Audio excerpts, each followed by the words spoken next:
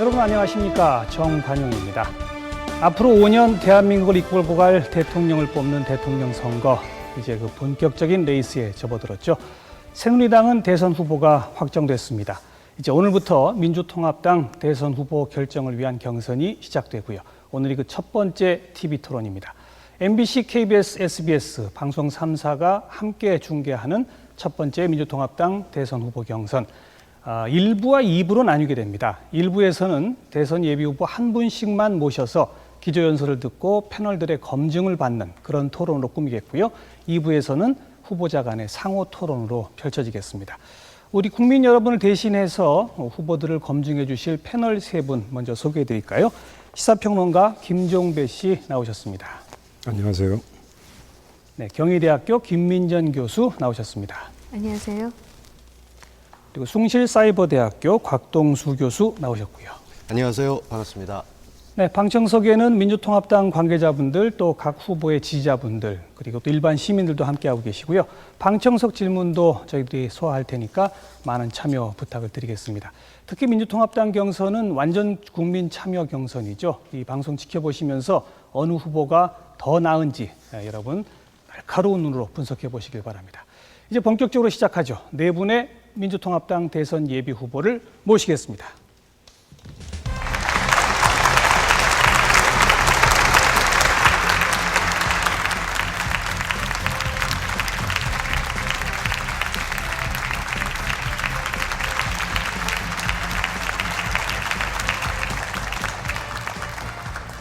네, 네 분 후보께서 입장하시네요. 후보님들 토론 시작하기 전에 이렇게 밖에 있다가 들어가신 거 처음 아닌가요? 예. 좀 오늘 낯선 방식이 될 수 있는데 준비들 많이 하셨습니까? 예. 네, 어느 분이 먼저 하시게 될지도 이 자리에서 다 저희가 추첨을 하거든요. 네, 그럼 자리로 앉아주시길 바라겠습니다. 오늘 토론의 특징은 뭐 1분, 1분 30초 이런 식으로 시간을 엄격하게 끊고 제한하기보다는 후보들께서 좀 충분히 하실 말씀을 하고 또 검증도 제대로 되기 위해서 한 10분씩 이렇게 좀 여유 있게 진행한다는 말씀을 드리겠습니다. 자, 이제 1부 본격적으로 시작해 볼까요? 1부는 앞으로 대한민국을 어떻게 이끌어갈 것인지 그 미래 비전 그리고 거기에 대한 패널과 방청객들의 검증 이런 순서로 진행을 하겠습니다. 첫 번째 어느 분이 자리를 하시게 될지 저도 이런 건 처음 해보는데요. 추첨을 해볼까요? 자, 네, 김두관 후보 뽑히셨습니다. 앞으로 나와주시죠.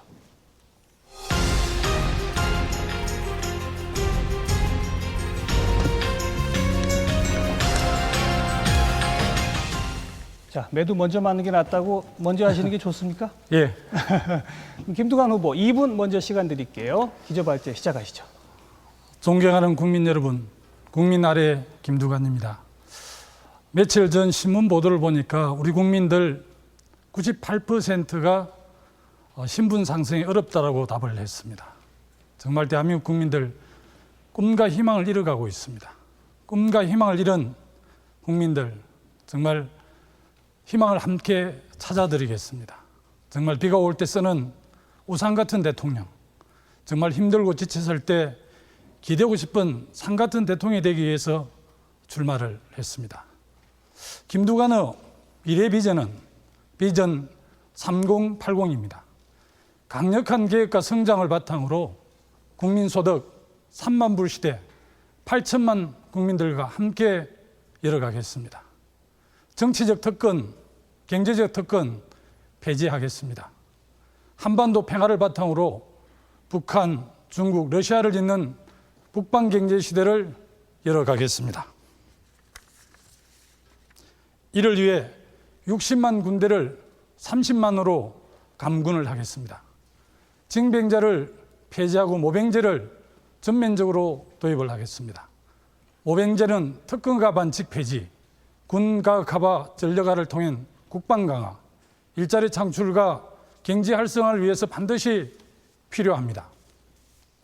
저는 작은 정부 대신 큰 정부를 지향을 합니다. 향후 10년 동안 복지 지출을 OECD 평균 수준 20%로 확대하겠습니다. 그래서 보편적 복지를 통해서 우리나라를 강한 복지국가를 저 김두관이 반드시 만들어내겠습니다. 국민 여러분, 저 김두관과 함께해 주십시오. 반드시 민주개혁 세력의 승리를 담보해 내겠습니다. 감사합니다. 네, 수고하셨습니다. 김두관 후보의 기조발제 내용을 중심으로 이제 검증에 들어갑니다. 모두 10분 동안의 검증인데 우선 방청석 질문부터 받아볼까요? 어느 분? 예, 시작하시죠. 네, 안녕하십니까. 저는 대학생입니다. 저는 일단 후보님 공약 중에 모병제에 대해서 질문이 있습니다. 남한과 북한 사이에 평화가 찾아오고 또 통일이 이루어진다면 징병제가 자연스럽게 모병제가 되는 건 당연한 것 같은데 이번에 후보님께서 갑작스럽게 모병제를 공약으로 내세우셔서 이게 한편으로는 이게 이슈화나 인기를 의도하신 게 아닌가 싶고 또 한편으로는 이게 현실적으로 실현 가능한가 이런 의구심이 들기도 하는데요. 우리나라의 특수적 상황과 여러 가지 상황들을 고려할 때 많은 그 보수적인 생각을 가진 분들이 모병제에 대해서 반대하시는 분들이 많을 걸로 알고 있는데 이분들을 어떻게 설득하실 건지 또 설득하실 자신이 있는지 궁금합니다. 혹시 방청객 질문하신 분 군대 갔다 오셨어요? 네, 갔다 왔습니다. 좀 오히려 나중에 가시면 좋았을 거예요. 우리나라 상황이 그러기 때문에 저는 징병제를 폐지하고 모병제를 반드시 도입을 해야 하고요. 전 세계 군사 강국들이 전부 다 지금 모병제를 실시하고 있습니다. 우리하고 처지가 비슷한 대만이 2003년에 600만을 모병제로 해서 모집한 것을 시작으로 해서 2013년에 내년에 완전 전면 모병제를 실시하고 있고요. 또 러시아도 2017년까지 70%를 모병제를 통해서 군을 충원을 합니다. 그래서 저는 지금 이라크 전쟁에서 이렇게 보도하다시피 18만 원 미군이 130만 이라크군을 이렇게 괴멸을 시켰잖아요. 오히려 지금은 병력전이 아니라 기술전, 정보전, 첨단무기, 첩보전 이렇거든요. 그래서 오히려 모병제를 통해서 강한 군대를 유지하는 것이 군사 예산을 훨씬 더 줄여내고 또 군대도 가고 싶은 사람이 가서 나라를 지키 훨씬 더 강한 군대가 됩니다. 그래서 지금 인터넷상에 지금 뜨거운 논란이 되고 있는데요. 저는 지금 한 70% 정도 모병제를 오히려 반대할 겁니다. 그러나 적어도 국가 지도자는 미래를 내다보면서 지금은 그렇지만 당연히 국민들을 설득하고 모병제가 더 강한 군대로 가기 위한 것을 동의를 받아내서 모병제로 전면적으로 전환하는 것이 새로운 지금 현대전 흐름에 맞다. 아마 우리 지금 국방부에서도 모병제를 충분히 검토하고 있습니다. 다만 군 기득권 세력들이 반대하고 이쪽 저쪽 눈치를 본다고 지금 집행을 못한 것이지 모병제는 지금 굉장히 그 큰 흐름에 함께 가는 거라고 봅니다. 우리 패널 가운데 김종배 씨가 좀 바로 받아주실래요? 저는 큰 정부를 좀 여쭤보겠습니다. 제가 무식해서 그런데 큰 정부 개념을 좀 더 풀어서 그러니까 설명해 주십시오. 복지국가라고 말씀을 하셨는데 복지국가를 구현하기 위해서는 예산도 많이 지출할 것이고 집행 과정에서 공무원도 많이 필요할 거 아니겠습니까? 그러면 중앙정부는 당연히 커지겠네요. 인원이 커진다기보다는 네. 전체 우리 지금 GDP 1,300조 중에서 네. 우리 재정 볼륨이 325조고 예. 그 중에서 이제 OECD 평균 20%에 훨씬 못 미치는 9%, 한 110조 정도를 복지로 쓰지 않습니까? 그래서 굉장히 지금 우리 사회가 복지행정의 양극화가 주체는 많이 돼 있기 중앙정부가 때문에 되는 겁니까? 중앙정부와 지방정부가 당연히 함께 하게 되는 거죠. 제가 왜 여쭤보냐면 김두관 후보께서 폴리뉴스하고 2011년 3월 2일에 인터뷰한 게 있습니다. 기억하십니까? 정확하게 하도 인터뷰를 많이 해서 네, 여기서 말씀하신 걸 그대로 읽어드리면 중앙정부는 세계 전략을 준비하고 국방 외교, 길게는 남북 통일, 동북아 평화, 세계 평화에 기여하기 위한 큰 틀을 짜는 데 주력하고 나머지는 지방정부에 넘겨라. 이런 취지로 말씀을 하셨거든요. 전적으로 동의합니다. 그러면은 이게 지금 중앙정부에서 결국은 복지 플랜을 짜고 전체를 전체해야 되는 것은 중앙정부인데 이때 하신 말씀에는 없어서 여쭤보는 거예요. 복지 부분도 기본적으로 큰 국가 전략 중에 하나고요. 네. 오히려 그것을 집행하는 것은 주민하고 밀착되어 있는 기초자치정부인 시군구가 될 수도 있고 네. 또 좀 큰 단위는 강력지방정부인 시도정부가 될 수 있겠죠. 그래요? 예. 북방경제를 여쭤보겠습니다. 북방경제는 우리가 하고 싶어서 되는 문제가 아니지 않습니까? 지금 동북아를 중심으로 신냉전 체제가 구축되고 있다는 지금과 분석이 일반적인데 북방경제를 어떤 식으로 구축할 수 있는 겁니까? 이 정세 속에서? 기본적으로 북방경제를 위해서는 중국과 북한 또 우리 주변 한반도 주변을 둘러싸고 있는 미국이나 일본의 협조를 받지 않고는 쉽지 않겠죠. 네. 차기 국정을 책임질 대통령께서 당연히 중국도 설득하고 미국도 설득해서 지금 북한의 지하 자원이 한 7천조 정도 가량 묻혀 있는데요.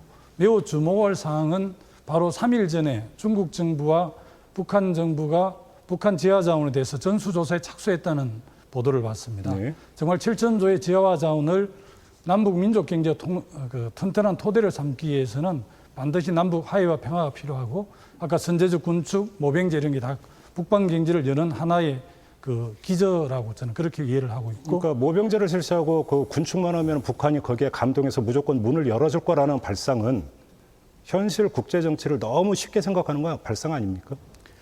지금 북한도 상당히 많은 변화를 지금 보여주고 있고요. 장성택 국방위 부위원장이 최근 중국을 대규모 사절단을 이끌고 간 적도 있고 또 김영남 최고 상임위원장이 베트남 개혁 개방인 도이모이를 배우기 위해서 지금 베트남을 방문했고 북한 현대 역사에 처음으로 이설주 펄스트 AD를 대동해서 지금 군기지 산업 시찰, 유원지 이런 걸 시찰하는 거 보면 북한도 상당히 지금 변화를 하려는 그런 조짐들이 좀 아니 보이지 북한만 않습니까? 중요한 게 아니라 중국의 이해관계가 있고 미국의 이해관계가 있고 우리의 이해관계가 있을 텐데 그게 무조건 조화된다라는 그 보장은 없는 거 아니겠습니까? 그래서 충돌이 나타날 수도 있는 거잖아요.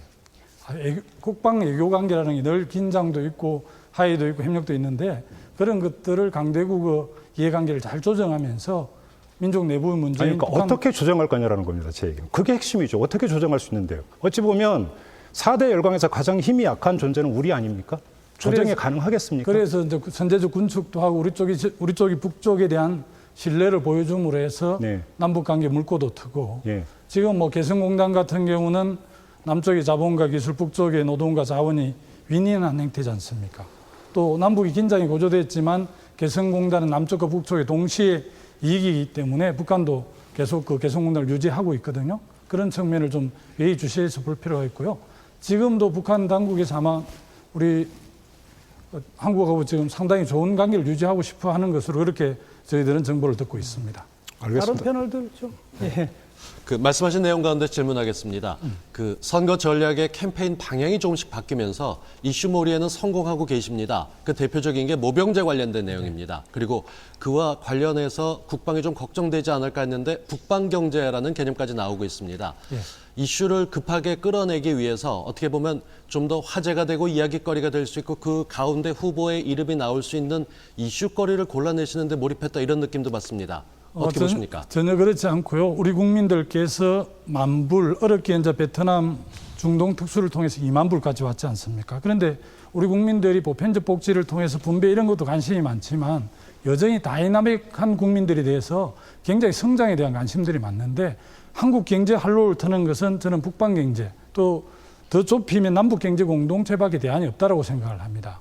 그렇기 위해서는 반드시 선제적 평화 체제를 구축해야 하고 정전을 평화 협정으로 맺고 평화 체제를 구축하고 그렇게 하기 위해서는 적어도 힘이 센 남쪽에서 선제적 군축과 모병제 이런 걸 통해서 북쪽의 신뢰를 보여줘야만이 남북 문제가 풀린다고 보거든요. 지금 말씀하시는 내용으로 보게 되면 현 정부나 그 전 정부나 어떤 정부도 하기 힘들어서 5년 내에 이뤄내지 못했던 외교적으로 집중한 이슈를 말씀하고 계십니다. 저는 그렇게 생각하지 않습니다. 민주정부 10년 동안 마저 질문하겠습니다. 예. 그렇다고 한다면은 이 큰 정부로는 중앙 정부가 외교나 이런 쪽으로 나가면서 실제로 할 수 있는 몫은 더 작아지는 작은 정부에 가까워져야 되는 거 아닐까요? 아닙니다. 지금 이 보편적 복지를 통해서 사회 안전망이 확충돼야 하고요.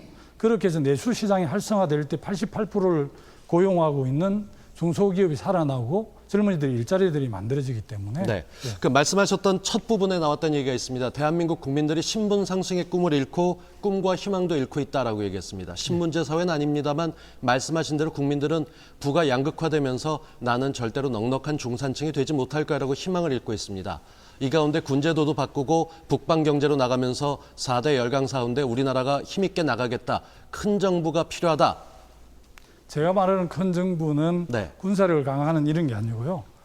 국가가 책임져야 될 교육, 보육, 건강, 노후 이런 보편적 국민적 삶을 더 이렇게 좀 삶의 질을 높이는 데 있어서 국가 역할이 더 중요하다. 예를 들면 스웨덴이나 덴마크, 독일 같은 정부가 사회복지를 충분히 통해서 우리 기업들이 비정규직이고 어렵잖아요. 실질 시장 임금을 가지고 살기가 매우 어렵지 시간이 않습니까? 별로 없어서 마지막 얘기로 다시 넘어가겠습니다. 말씀하셨던 대로 김종배 씨께서 말씀하셨던 질문으로 다시 돌아가는데요. 그 아이들 복지 얘기를 다루더라도 예산이 없어서 각 중앙정부가 아닌 지방정부에서 집행을 못하겠다, 중앙정부에 도와달라는 도로 예산 문제로 귀결이 됩니다. 이 문제가 다시 돌아오지 않을까요? 최근 0세에서 2세 그 보육 문제 때문에 지금 지방정부 재정이 거들이 났거든요. 네. 이명박 정부 5년 동안 96조 정도 부자 감세를 했지 않습니까? 또 4대강을 비롯해서 토목 사업에 한 30조 정도를 쏟아부었고, 뭐 법인세 인하하고 이렇게 하기 때문에 재원이 마련될 수가 없죠. 저는 부자 감세 당장 중단하고 제대로 그 세금 부과해야 된다고 생각하고요. 또 세입 공제, 또 뭐 외국에 지금 영국 어떤 자료를 보니까 알겠습니다. 888조 정도 이렇게 김두관 돈이 의원님 10분이 빠져나갔더라고요. 다 흘러가시고요. 그러니까 뭐 맞습니다. 감세나 세액공제 이런 등등만 줄여도 엄청난 세원이 마련된다 이런 예. 답변이셨네요. 이게 막 숨과 북에 몰아치시니까 10분도 굉장히 짧아요, 그죠? 아, 그렇습니다. 아쉽네요. 김두관 후보 수고하셨습니다. 예, 고맙습니다. 자, 바로 다음 후보를 또 제가 뽑아볼까요? 두 번째 후보는 어떤 분이 뽑히게 될까요? 네, 문재인 후보 두 번째로 뽑히셨습니다. 중앙으로 좀 나와주시고요.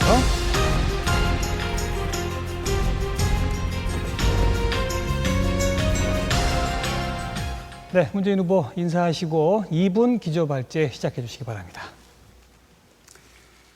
학교 비정규직이 15만 명이나 되는 사실을 아십니까? 허들의 일이나 임시 일자리가 아닙니다.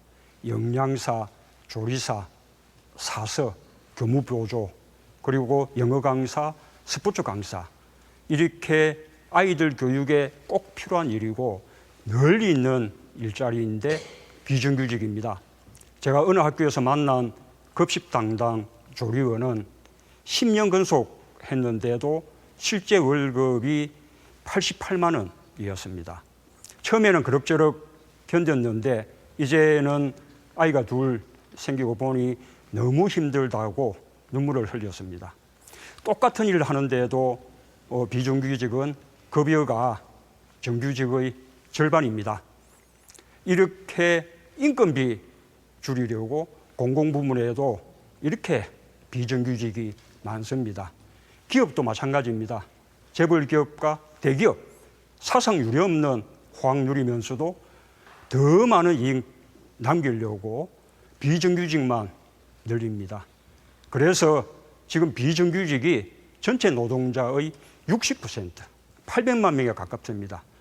중상층 서민들의 삶이 무너지지 않을 수 없습니다. 이 문제 해결하는 것이 경제 민주화입니다. 공공부문 비정규직부터 정규직으로 전환하겠습니다. 재벌기업, 대기업에도 요구하겠습니다. 같은 사업장에서 같은 일을 하는 노동자는 그 신분이 무엇이든 소속이 무엇이든 같은 처우 받도록 하겠습니다. 제가 약속드립니다. 비정규직 문제, 양극화 문제 해결에 정부의 명운을 걸겠습니다. 일자리 혁명을 이룬 일자리 대통령이 되겠습니다. 감사합니다. 네, 비정규직 또 일자리 이야기를 집중하셨어요. 방청객 어떤 분이 시작하시죠. 네, 안녕하세요. 저는 지금 후보님 말씀을 듣고 나니 잠시만 참 기다려주세요. 더우신지 옷옷을 벗으셨습니다. 네, 황정석 질문하세요. 예. 네, 안녕하세요. 저는 후보님 말씀을 듣고 나니 참 듣기엔 좋지만 구체적으로 머릿속에 남는 것은 없는 것 같습니다. 좀 더 크게 말씀해 주세요. 예. 네, 얼마 전에 후보님이 쓴 책을 읽었는데요. 그중에서 2002년 대선 때 이회창 캠프에서 만들었던 집권 5년 플랜을 보고 나서 노무현 캠프는 참 준비가 안 돼 있었구나라고 반성을 하시는 부분이 있었습니다. 네, 그 후보님은 그때와 같은 잘못을 반복하지 않기 위해서 어떠한 준비를 하고 계신지가 궁금합니다. 한 번 더 말씀해 주실래요? 앞에 말씀. 얼마 전에 그 후보님께서 쓰신 책 중에서 2002년 대선 때 이회창 캠프에서 만들었던 집권 5년 플랜을 보고 그러니까 노무현 캠프는 준비가 참 안 돼 있었구나라고 예, 반성을 알겠습니다. 하셨어요. 네. 예, 그렇습니다. 지금 어떤 준비를 하고 계신가? 예. 예, 그렇습니다. 그래서 지금 집권 5년에 대한 여러 가지 플랜을 이 정책 마련과 함께 그렇게 노력을 하고 있습니다. 예를 들면 제가 남북한 정책에 대해서 적어도 다음 정부 임기 중에 남북 경제연합 관계까지 발전시키겠다. 그렇게 약속을 드렸거든요. 그러면 단순한 약속에 그치지 않고 제가 후보가 됐을 때부터 또 당선자가 되고 난 후에 그리고 집권 1년 차, 2년 차, 3년 차, 4년 차, 5년 차에 무엇을 함으로써 남북 경제연합 관계까지 나갈 것인가 그 연도별 계획을 세우고 있습니다. 예를 들자면 제가 당선되고 나면 곧바로 북한에 특사를 보낼 수 있을 것입니다. 그리고 취임 첫 해 6.15 이 즈음에 남북 정상회담을 열겠다는 그런 또 약속을 드렸습니다. 그렇게 나가면 3년, 4년 이 무렵에는 남북 간의 포괄적인 경제 협약 체결할 수 있고 그리고 경제 공동체 넘어서 남북 경제 연합의 길로 나아갈 수 있습니다. 이렇게 연도별 계획을 세우고 있다는 말씀을 이렇게 드립니다. 목표별로 연도별 계획을 세우고 계시다. 네. 우리 패널 가운데 김민정 교수 좀 네, 파악해 제가 보세요. 질문드리겠습니다. 지금 남북연합까지 나아가도록 노력하겠다 이런 말씀하셨는데요. 뭐 의도는 좋은 의도라고 생각이 드는데요. 국제 정치에 있어서 이 무작정 다가가게 되면 오히려 저쪽에서 더 큰 레버리지를 가지게 되는 것이 아닌가 이런 생각을 해볼 수가 있는데요. 사실 우리가 참여정부를 비판할 때에도 이 의도는 좋았지만 결과는 나빴다 이런 비판을 많이 하는데 이것도 역시 마찬가지가 되는 것이 아닌가 하는 생각을 할 수 있을 것 같아요. 그렇지 않고요. 우리가 6.15 공동선언 때도 남북 간의 4대 경제협력 방안에 대해서 합의를 했습니다만 14 공동선언에서는 그것이 훨씬 구체화돼서 무려 48가지 남북 협력 사업에 대해서 합의한 바가 있습니다. 서해 평화 특별협력지대부터 시작해서 안변의 조선공단, 또 남포의 공단, 해주항 개방, 또 뭐 남북 간의 그 지하장 공동 개발 이런 이제 많은 그 경제 그 협력 방안에 대해서 합의를 또 봤었고 남북 경제를 함께 할 수 있는 부총리급의 남북 경제협력위원회도 합의를 네, 했었거든요. 잘 알겠습니다. 시간이 많이 가니까요. 제가 이행만 다른 우리가 질문을 합의만 조금 한다면 드리도록 곧바로 하겠습니다. 빠른 속도로 네. 갈 수 있다고 생각합니다. 네, 지금 비정규직에 대해서 말씀을 많이 하셨는데요. 결국 중요한 것은 어떻게 해결할 것이냐라고 하는 게 가장 중요한 것 같습니다. 사실 이 참여정부에서도 비정규직 문제를 해결하기 위해서 2년이 지나면 정규직으로 전환해줘야 된다라고 하는 법을 만들었지만 그것이 오히려 비정규직들에게 더 악영향을 미쳐서 그 비정규직 일자리마저도 잃게 만드는 결과를 낳았거든요. 이 문제 어떻게 하실 생각이십니까? 그렇습니다. 우리 참여정부 때 이런 이제 비정규직 문제 또 양극화 문제 충분히 대처하지 못한 것이 너무나 아쉽습니다. 그 점에서 참 송구스럽게 생각을 합니다. 이 비정규직 이제 보호법은 사실은 그 법을 충실히 지킨 기업들에서는 정규직으로 많이 전환하는 그런 효과가 실제로 일어났습니다. 그러나 그 법의 보호를 면탈하기 위해서 불법 파견이라든지 이렇게 산의 하층으로 가는 그 부분을 저희가 막지 못한 것이 실책이었다고 생각합니다. 아까 말씀드린 바와 같이 공공 부분부터 그렇게 비정규직을 정규직으로 전환해 나간다면 이 다음 정부 기간 동안에 비정규직의 비율을 지금보다 한 절반 정도로 낮추는 그런 어떤 계획이 가능하다고 생각을 합니다. 네, 더욱더 중요한 문제는 사실 이 비정규직 문제에 대한 처방이 일자리를 더 만들겠다라고 하는 처방과 상충할 수 있다는 생각이 듭니다. 사실 우리가 쓸 수 있는 재원이 정해져 있다라고 한다라고 하면 이 비정규직을 정규직으로 만들었을 때 결국 총 일자리 수는 줄어들 수밖에 없지 않을까 이런 생각을 해볼 수가 있는데요.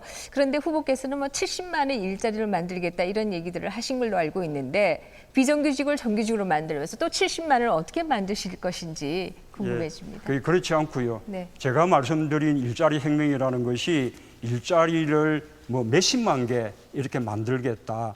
일자리 숫자 차원이 아닙니다.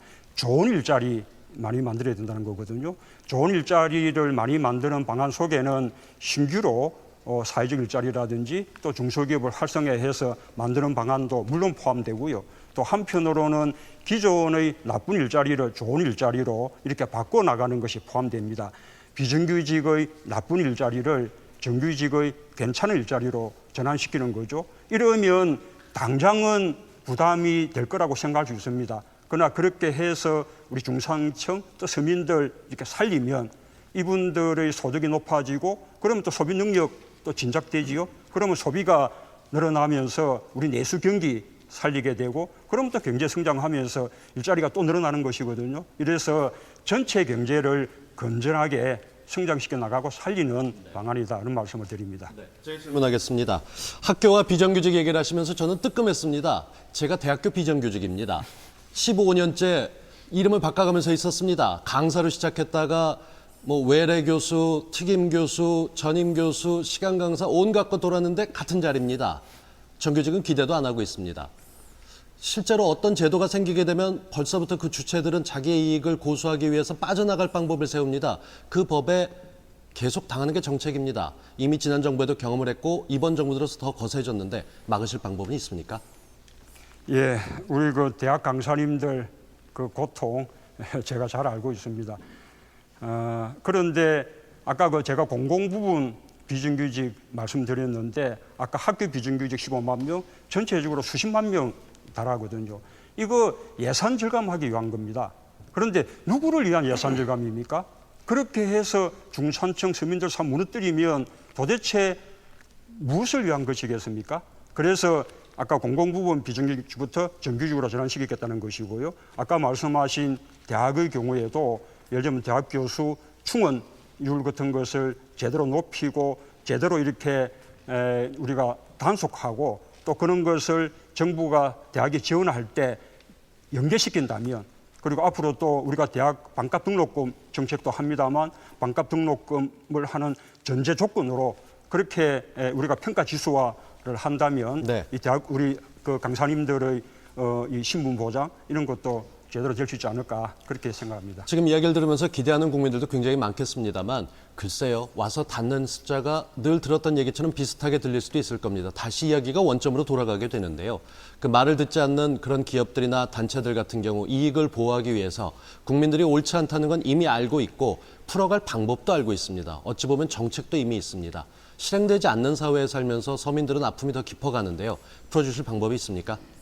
예, 그렇습니다. 아까 일반 그 사기업의 경우에도 지금 재벌 기업이나 대기업들은 충분히 고용 여력이 있거든요. 그런데도 이제 고용을 늘리지 않고 비정규직 이렇게 이제 하는 것은 그동안 우리가 재벌 기업, 대기업에 대한 어떤 국가의 지원이 투자를 늘리는 쪽에 집중이 돼서 투자 실적에 따라서 법인세를 감면해 준다든지 이런 혜택을 주어왔습니다. 그러나 이제는 그렇게 하지 말고 고용 실적, 얼마나 신규 고용을 많이 창출하고 또 비정규직을 정규직으로 전환해내고 노동자들에 대한 복지 지수가 높아지고 이런 것을 평가 지수로 삼아서 기업에 대한 지원을 해나간다면 기업이 고용을 늘려나가는 쪽으로 그렇게 유도할 수 있다고 그렇게 생각을 합니다. 그리고 하나 더 말씀드리면 결국 지금 고용의 90%를 창출해내는 것은 우리 이제 중소기업이거든요. 이 중소기업에 대해서 제대로 이제 지원 육성을 하고 대기업과 중소기업 간의 거래 질서를 우리가 좀 공평하게, 공정하게 그렇게 이제 만들어 간다면 중소기업도 살아나면서 고용이 훨씬 진작될 것이라고 그렇게 생각합니다. 거기에 대한 비법은 팀에서 준비를 하고 계신 건가요? 그렇습니다. 그렇게 풀어갈 비법을요? 예. 예. 5초 남았으니까 더 질문 안 하시겠죠? 문재인 예, 후보 감사합니다. 시간이 다 됐습니다. 수고 많으셨고요. 네, 자리로 돌아가시면 되겠습니다. 예, 감사합니다. 이 질문하신 분께 다가가시는 열정을 보여주셨는데 너무 나가셨어요. 그래서 조명이 없는 데까지 가셨습니다. 앞으로 남은 두 분께서는 움직이시더라도 이 아크릴판 안에서만 움직여 주시길 바라고요. 자, 남은 두 분 중에 누가 다음 번이 될까요? 이거 왜 이렇게 안 떨어지죠? 정세균 후보 세 번째고요. 자동적으로 마지막에 손학규 후보 되겠습니다.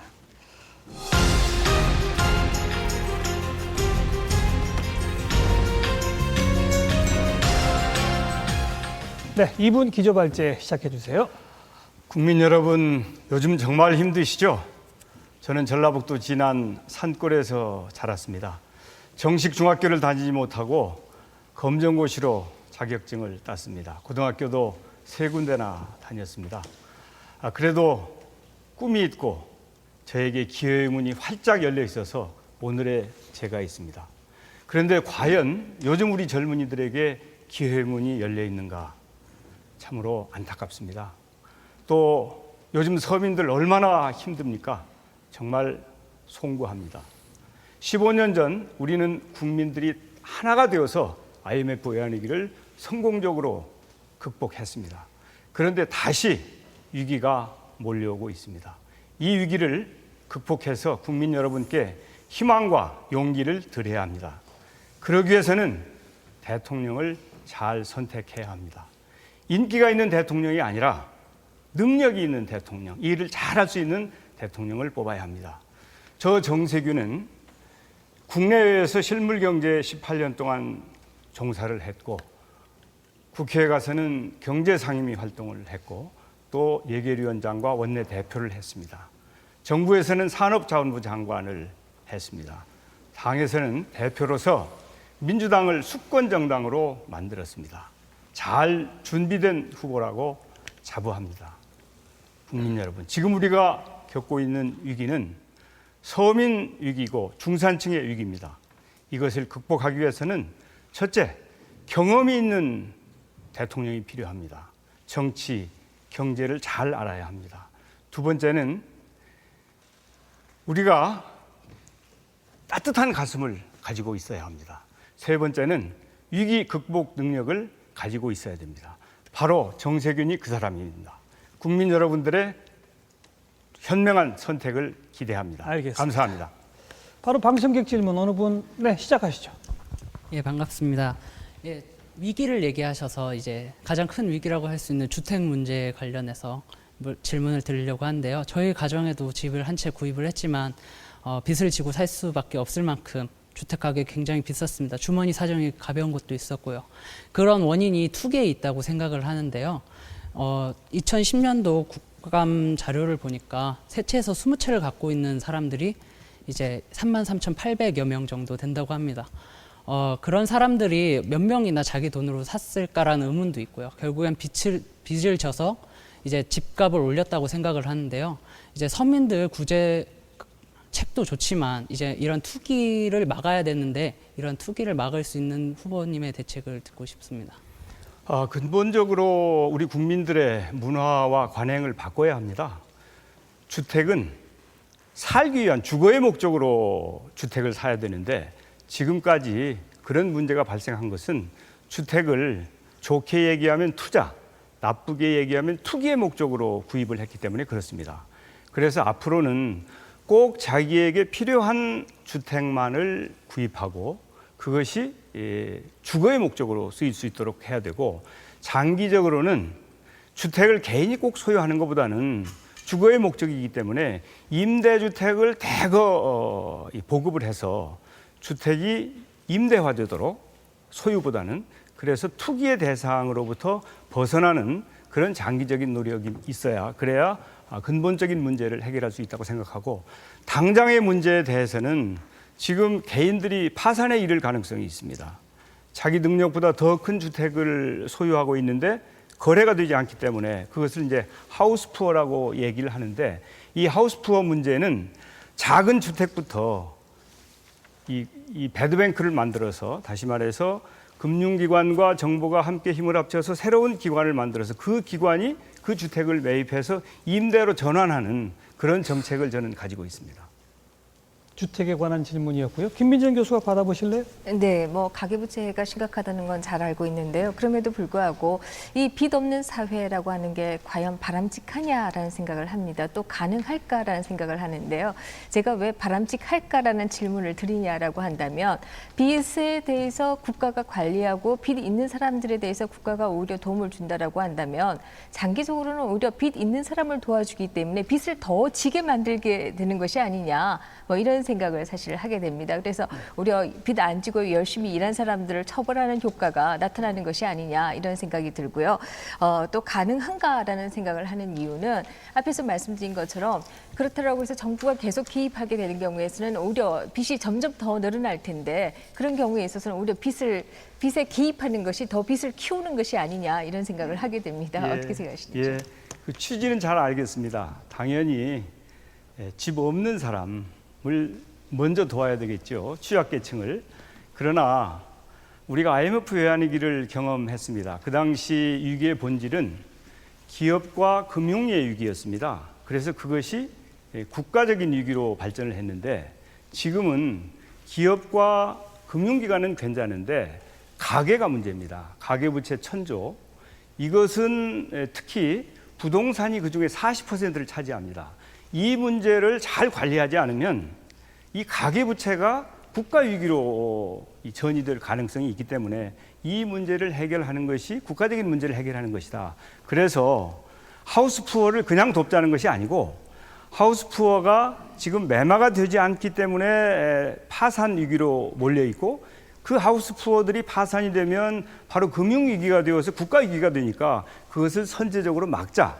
그래서 이 하우스푸어들 중에서 소형 주택을 가지고 있는 사람 주택부터 매입을 해서 임대로 전환하자고 하는 것입니다. 그러니까 그들에게 유동성을 공급해서 파산을 막자고 하는 것이지 그냥 금융적인 지원이나 무언가를 수혜를 주는 그런 것은 아닙니다. 네, 그런데요, 이 가계부채 문제라고 하는 게 최근에 와서 등장한 것이 아니라 어떻게 보면 지난 민주정부 10년 이래로 계속 누적되어 온 문제다 이렇게 생각할 수 있을 것 같아요. 카드 대란에서 비롯해서 이제 주택으로 옮겨왔는데요. 사실 정 후보님께서는 이미 그 참여정부와 국민의 정부에서 또 다 일을 하셨기 때문에 일정 정도 책임이 있는 것이 아니냐 이런 생각도 해볼 수 있을 텐데요. 물론이죠. 제가 책임이 없다는 얘기는 아니고 특히 이명박 정권에 들어와서 가계부채가 기하급수적으로 늘었습니다. 그러니까 참여정부가 끝날 때 699조였는데 지금 1000조가 된다고 얘기를 하거든요. 그러면 300여 조가 늘었다는 얘기입니다. 그 엄청나게 빠른 속도로 늘은 것이죠. 그래서 우리가 가처분 소득의 155%나 됩니다. 이것은. 그리고 GDP의 84%나 돼요. 그래서 스페인 같은 경우가 지금 문제가 되고 있는데 스페인 같은 경우가 GDP의 84%고 미국이 2008년도에 위기로 갈 때 가처분 소득의 129%였거든요.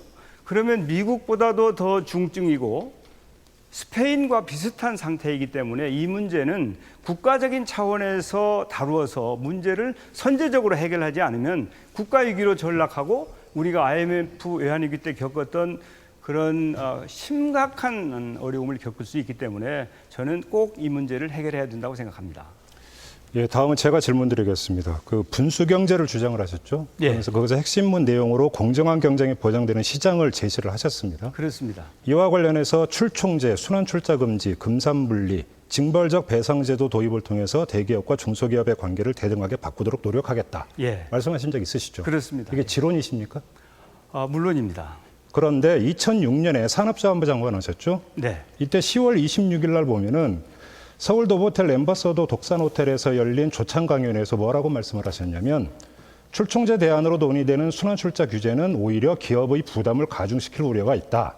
출총제 폐지 및 대안 논의는 기업 부담을 완화하는 방향으로 검토해야 하고 사전적 규제에서 사후적 규제로 전환해야 한다. 이렇게 주장하셨습니다. 그렇습니다. 지론이 바뀌셨네요. 지론이 바뀐 것이 아니고요. 예.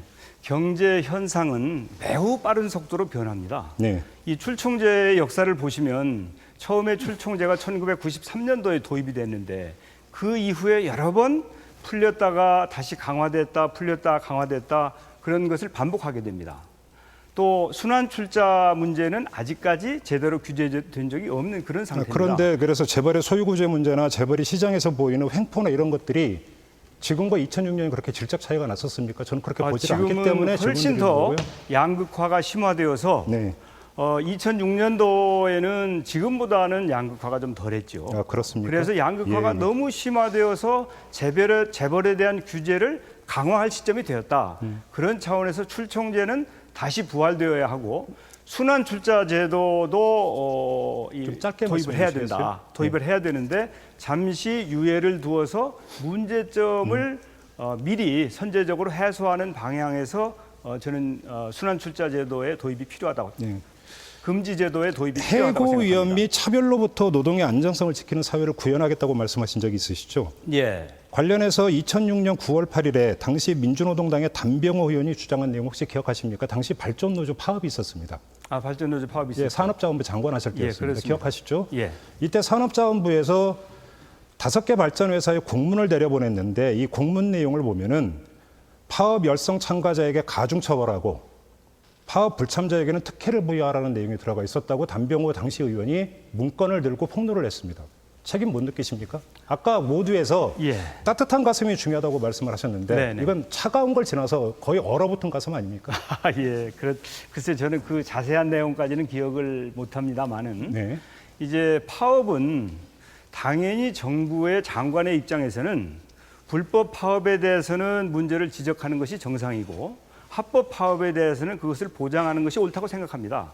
따라서 정부의 장관이 불법 파업이든 합법 파업이든 관계하지 않고 따뜻한 가슴만을 가지고 대할 수는 없는 거 법대로 아닌가. 처리하면 되는 거지 왜 열성 참가자에게 가중처벌하고 불참자에게 특혜를 주라. 이게 법 테두리 안에서 나올 수 있는 네, 발상입니까? 뭐 그런 조항이 있었는지는 기억에는 없습니다만 본문에 있다고 담병호 당시 본문을 제기를 했기 때문에 말씀을 드리는 저는 그것이 아주 꼭 온당한 것은 아니라고 생각합니다. 그다음에 마지막으로 해고 문제 지금 가장 그 큰 문제는 쌍용차 문제입니다. 예. 그 일각에서 좀 오해가 있는데 정세균 후보께서 산업자원부 장관한테 상하이차에 매각한 것처럼 오해를 하고 있는데 그건 아닌 걸로 제가 알고 있고 맞죠? 예, 아닙니다. 그건. 그런데 문제가 되는 게 2006년에 산업은행이 쌍용차에 2,700억 원을 지원해 줬는데 이것 때문에 특별약정이 해지가 됐고 쌍용차가 먹튀를 벌였습니다.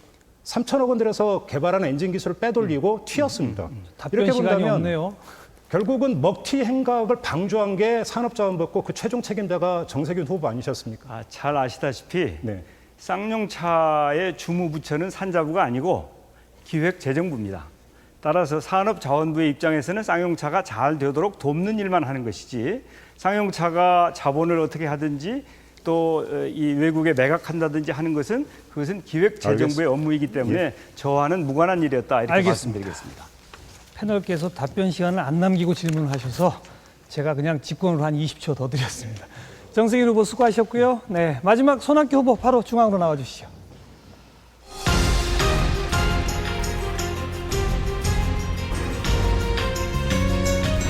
네, 오래 기다리셨습니다. 인사하시고 2분 기조 발제 시작해 주세요. 얼마 전 강원도 동해시 부평 오일장에서 좌판을 벌려놓고 계신 아주머니를 만났습니다. 한 70은 돼 보이시는 옷가게를 하시는 아주머니, 저를 만나더니 반갑게 손을 잡고서 손학규 씨, 저녁이 있는 삶, 가슴이 울컥했습니다. 물론 제 슬로건을 알고 계신 데 대해서 기쁨도 있었습니다만 그 아주머니 말씀에서 서민들의 눈물과 한숨 그리고 간절한 소망을 읽을 수 있었습니다. 이번 대통령 선거 국민들에게 희망을 주어야 합니다. 서민들에게도 이제 우리도 인간답게 살 수 있다 이런 희망을 주는 계기가 되어야 합니다. 이제 제대로 된 대통령이 나와야 합니다. 복지도 늘리고 일자리도 함께 늘릴 수 있는 대통령. 다가오는 글로벌 위기를 극복하고 한반도 경제 시대를 열어갈 대통령. 무엇보다 갈기갈기 찢어진 민심을 수습하고 나라를 하나로 만들 통합의 대통령. 이러한 대통령이 나와야 합니다. 저 손학규 아직 부족한 것이 많습니다. 그러나 오랫동안 준비를 해왔습니다. 젊어서는 민주화에 온몸을 바치고 도지사가 되어서는 전 세계를 누리면서 일자리를 74만 개 만들고 외자를 유치했습니다. 민주당이 어려울 때 당을 지켰고 야권 대통합으로 수권정당을 만들었습니다. 서민의 눈물을 닦아주는 민생 대통령이 되겠습니다. 국민이 서로 마음을 열고 웃음을 나누는 통합의 대통령이 되겠습니다. 국민들에게 저녁이 있는 삶을 드리는 대통령이 되겠습니다. 네, 방정석 질문 곧바로 들어갑니다. 어느 분? 예. 네, 저녁 있는 삶이라는 말씀을 처음에 듣고 많이 행복했습니다. 그러나 듣고 한참 있다 보니까 현실인 것을 깨닫고 걱정이 됐습니다. 노후 준비, 자녀 양육 등으로 인해서 현재 현실 경제 가지고는 감당할 수가 없으니까 투잡을 하거나 야근을 하거나 힘겨워 뛰는 사람들에게 과연 와닿는 얘기겠는가? 적어도 연봉 1억은 돼야 그 얘기가 결부되는 것 아니겠는가 하는 얘기인데 혹시가 너무 거리가 먼 얘기는 아닌지 한번 말씀해 주시길 바랍니다. 바로 그렇습니다. 저녁이 있는 삶이라고 하는 이 말이 국민들에게 울림을 주는 것은 그저 안정된 직장을 갖고 있는 사람들이 저녁에 일찍 퇴근해서 뭐 휴식을 취하고 친구들하고 가족하고 편한 시간을 갖겠다, 이것만을 얘기하는 것이 아닙니다. 저녁이 있는 삶, 지금 말씀하시는 대로 도저히 저녁이 없어도 좋으니 일자리만 다오. 또 이 일주일이 멀다고 야근을 하는데 그것도 밤 12시에 나가서 새벽 6시에 오는 그런 야근, 이런 것 좀 없이 야근을 하더라도 좀 그 제대로 된 아침부터 하고 또 저녁에 다시 하고, 일자리는커녕 그 우리 아이들 좀 제대로 학교나 학원이나 보낼 수 있으면 좋겠다. 야근이라도 좋고 뭐라도 좋다.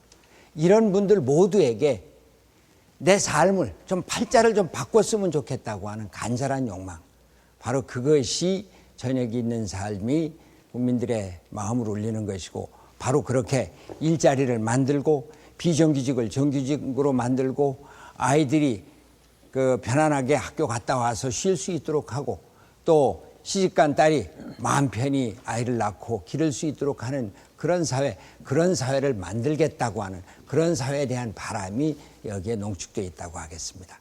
김종배 씨가 좀 바로. 네, 역시 저녁이 있는 삶이라는 슬로건 되게 히트작인 것 같습니다. 방청석에서 제일 먼저 그 질문이 나오는데 저도 관련해서 한번 여쭤보겠습니다. 한 예를 들어서 생산직 노동자가 있습니다. 네. 입사한 지 20년이 됐고 1년에 2,700시간을 일을 해서 연봉 5천만 원을 받아갑니다. 그럼 이건 많은 돈일까요? 적은 돈일까요? 그리고 저녁이 있는 삶을 누릴 수 있는 그런 수준일까요? 아닐까요? 아니죠. 아닙니까? 네, 아니죠. 그런데 그러면 좀 열악한 겁니까? 이거는? 그분들은 그만큼 일을 한 만큼 그 경제적인 대우를 받을 수 있을지는 모르지만, 네. 그러나 그분들의 생활을 보면은 바로 제가 어제 그저께도 울산의 자동차 노조에 가서 네. 노동자들 만나봤는데 네. 우리가 얼마나 강도 높은 노동을 하고 있는 줄 아느냐. 예, 바로 그겁니다. 네. 지금 이 노동자가 가상의 노동자가 아니라 2007년 당시 현대자동차 노조 위원장인 박유기 씨 얘기입니다. 바로 제가 그 만나본 분들이 바로 그분들입니다. 예, 근데 이 이야기가 왜 나왔냐면 2007년 1월 12일에 손학규 후보께서 박유기 당시 노조위원장에게 공개 서한을 보냅니다. 그러면서 파업 계획을 철회하라고 촉구를 하셨고, 그러면서 뭐라고 이야기를 했냐면 현대차는 우리나라 최고 직장 가운데 하나이고 여러분이 받는 급여 역시 우리나라 노동자들이 받을 수 있는 최고 수준의 금액이다. 귀족 노조다. 라고 말씀하셨습니다. 기억나십니까? 예. 그러면 당시의 평가와 지금의 평가는 상당히 다르시네요. 예. 제가 뭐 조금 다른 얘기입니다만 당시에 정몽구 현대차 회장 구속에 대해서도 구속하지 말고 불구속으로 수사해라. 네. 그랬습니다. 당시에 그 미국 조지아주의 자동차 준공식이 그것 때문에 연기되고 있고 슬로바키아에 공장을 만드는 일정이 제대로 추진이 되지 않고, 이런 상황에서 또 울산 같은 경우에 그 당시에 그 중소기업 하는 분들이 오래된 파업 때문에 우리가 도무지 살지 못하겠다. 아니요. 그러니까 좀 시간이 워낙 작으니까. 그러면 그게 귀족노조라는 규정은 예. 정도 이상을 받아간다는 뜻이 거기는 내포되어 있지 않습니까? 그런데 지금 저녁이 있는 삶을 구현해야 된다고 한다면 그려지는 상은 귀족보다 높은 게 왕족입니까? 그러면 제가 거의 그때 왕족의 삶이 되는 겁니까? 예, 그때 귀족노조라고 쓴 표현은 잘못했습니다. 그렇습니까? 예. 또 한 가지 그럼 여쭤보겠습니다. 민생을 상당히 강조를 하시는데 2004년에 경기지사 하셨죠? 예. 그때 경기도 노조라고 있었습니다.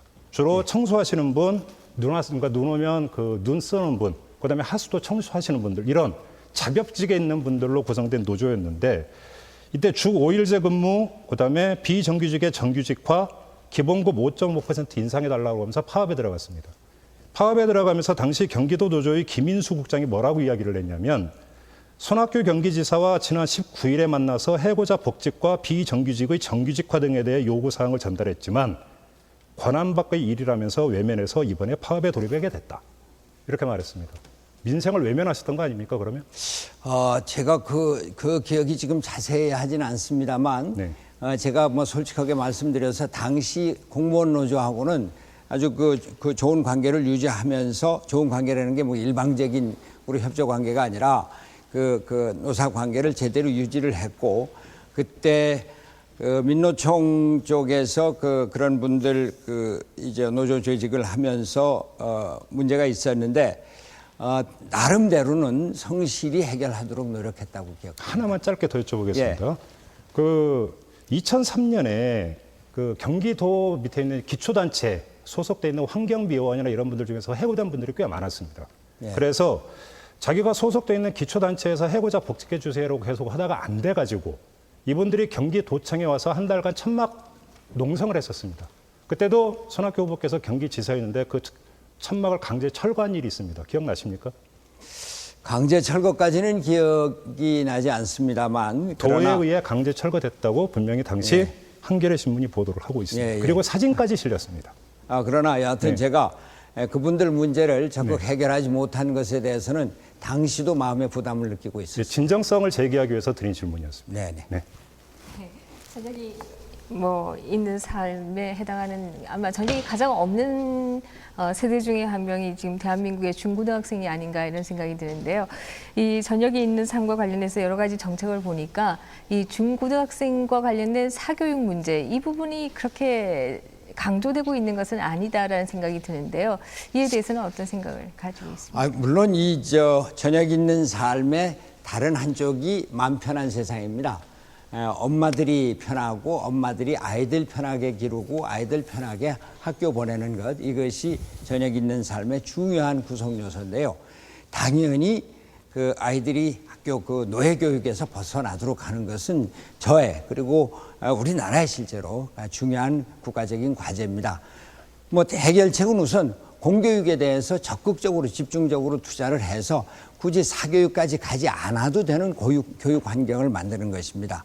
우리 교육비가 OECD 평균에 비해서 훨씬 부족한 것은 세상이 다 아는 얘기고요.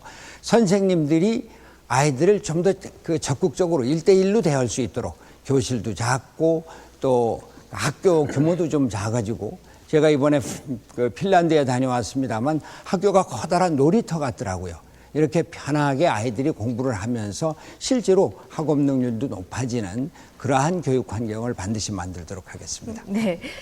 저녁도 있고 마음도 편하고 이러려고 하면 사실 정부가 굉장히 많은 돈이 있어야 될 것 같은데요. 한편에 있어서는 경제적으로 성장이 되고 또 다른 한편에 있어서는 정부가 돈이 있고 이래야 될 텐데 어떤 성장에 대한 어떤 비법을 가지고 계신지 또 예산은 어떻게 하실 것인지 얘기해 주시죠.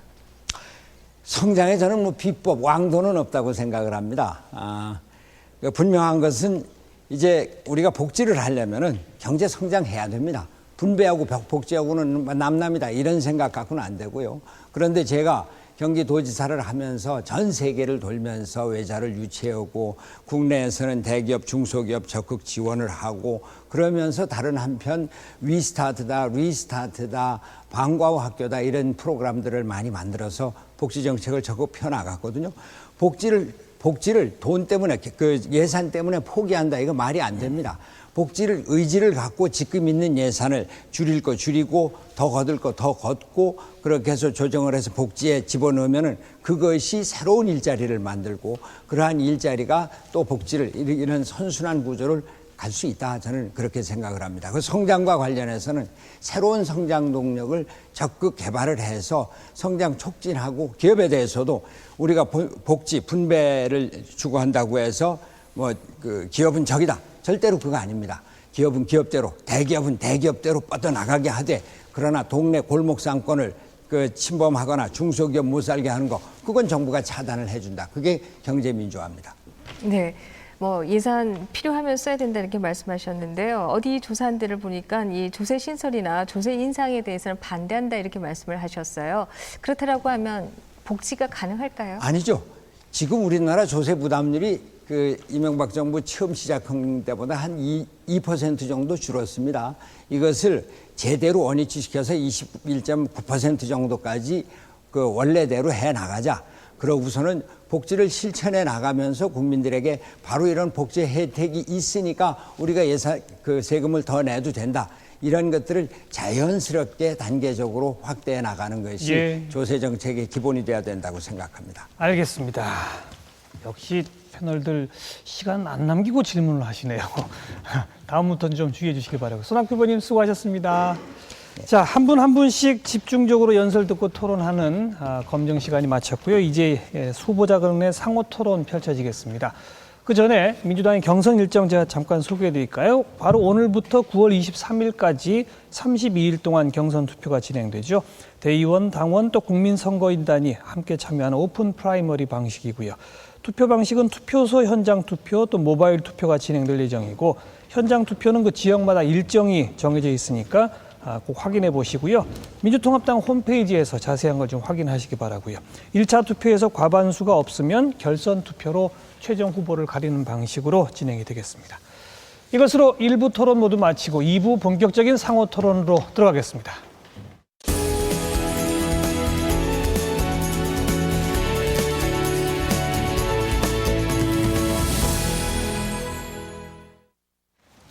네, 후보 간 상호 토론 이제 시작할 텐데 그 전에 제가 간단한 질문 하나씩 드릴 테니까 1분 이내에서 짧게 답변해 보시기 바랍니다. 답변 순서는 기호 순서로 정세균 후보부터 준비해 주시고요. 지금 다른 후보들도 많은 정책 공약들을 내고 있습니다. 민주당뿐 아니라 여당 내 다른 후보도 괜찮고요. 그런 타 후보의 공약들 가운데 이거 참 괜찮다.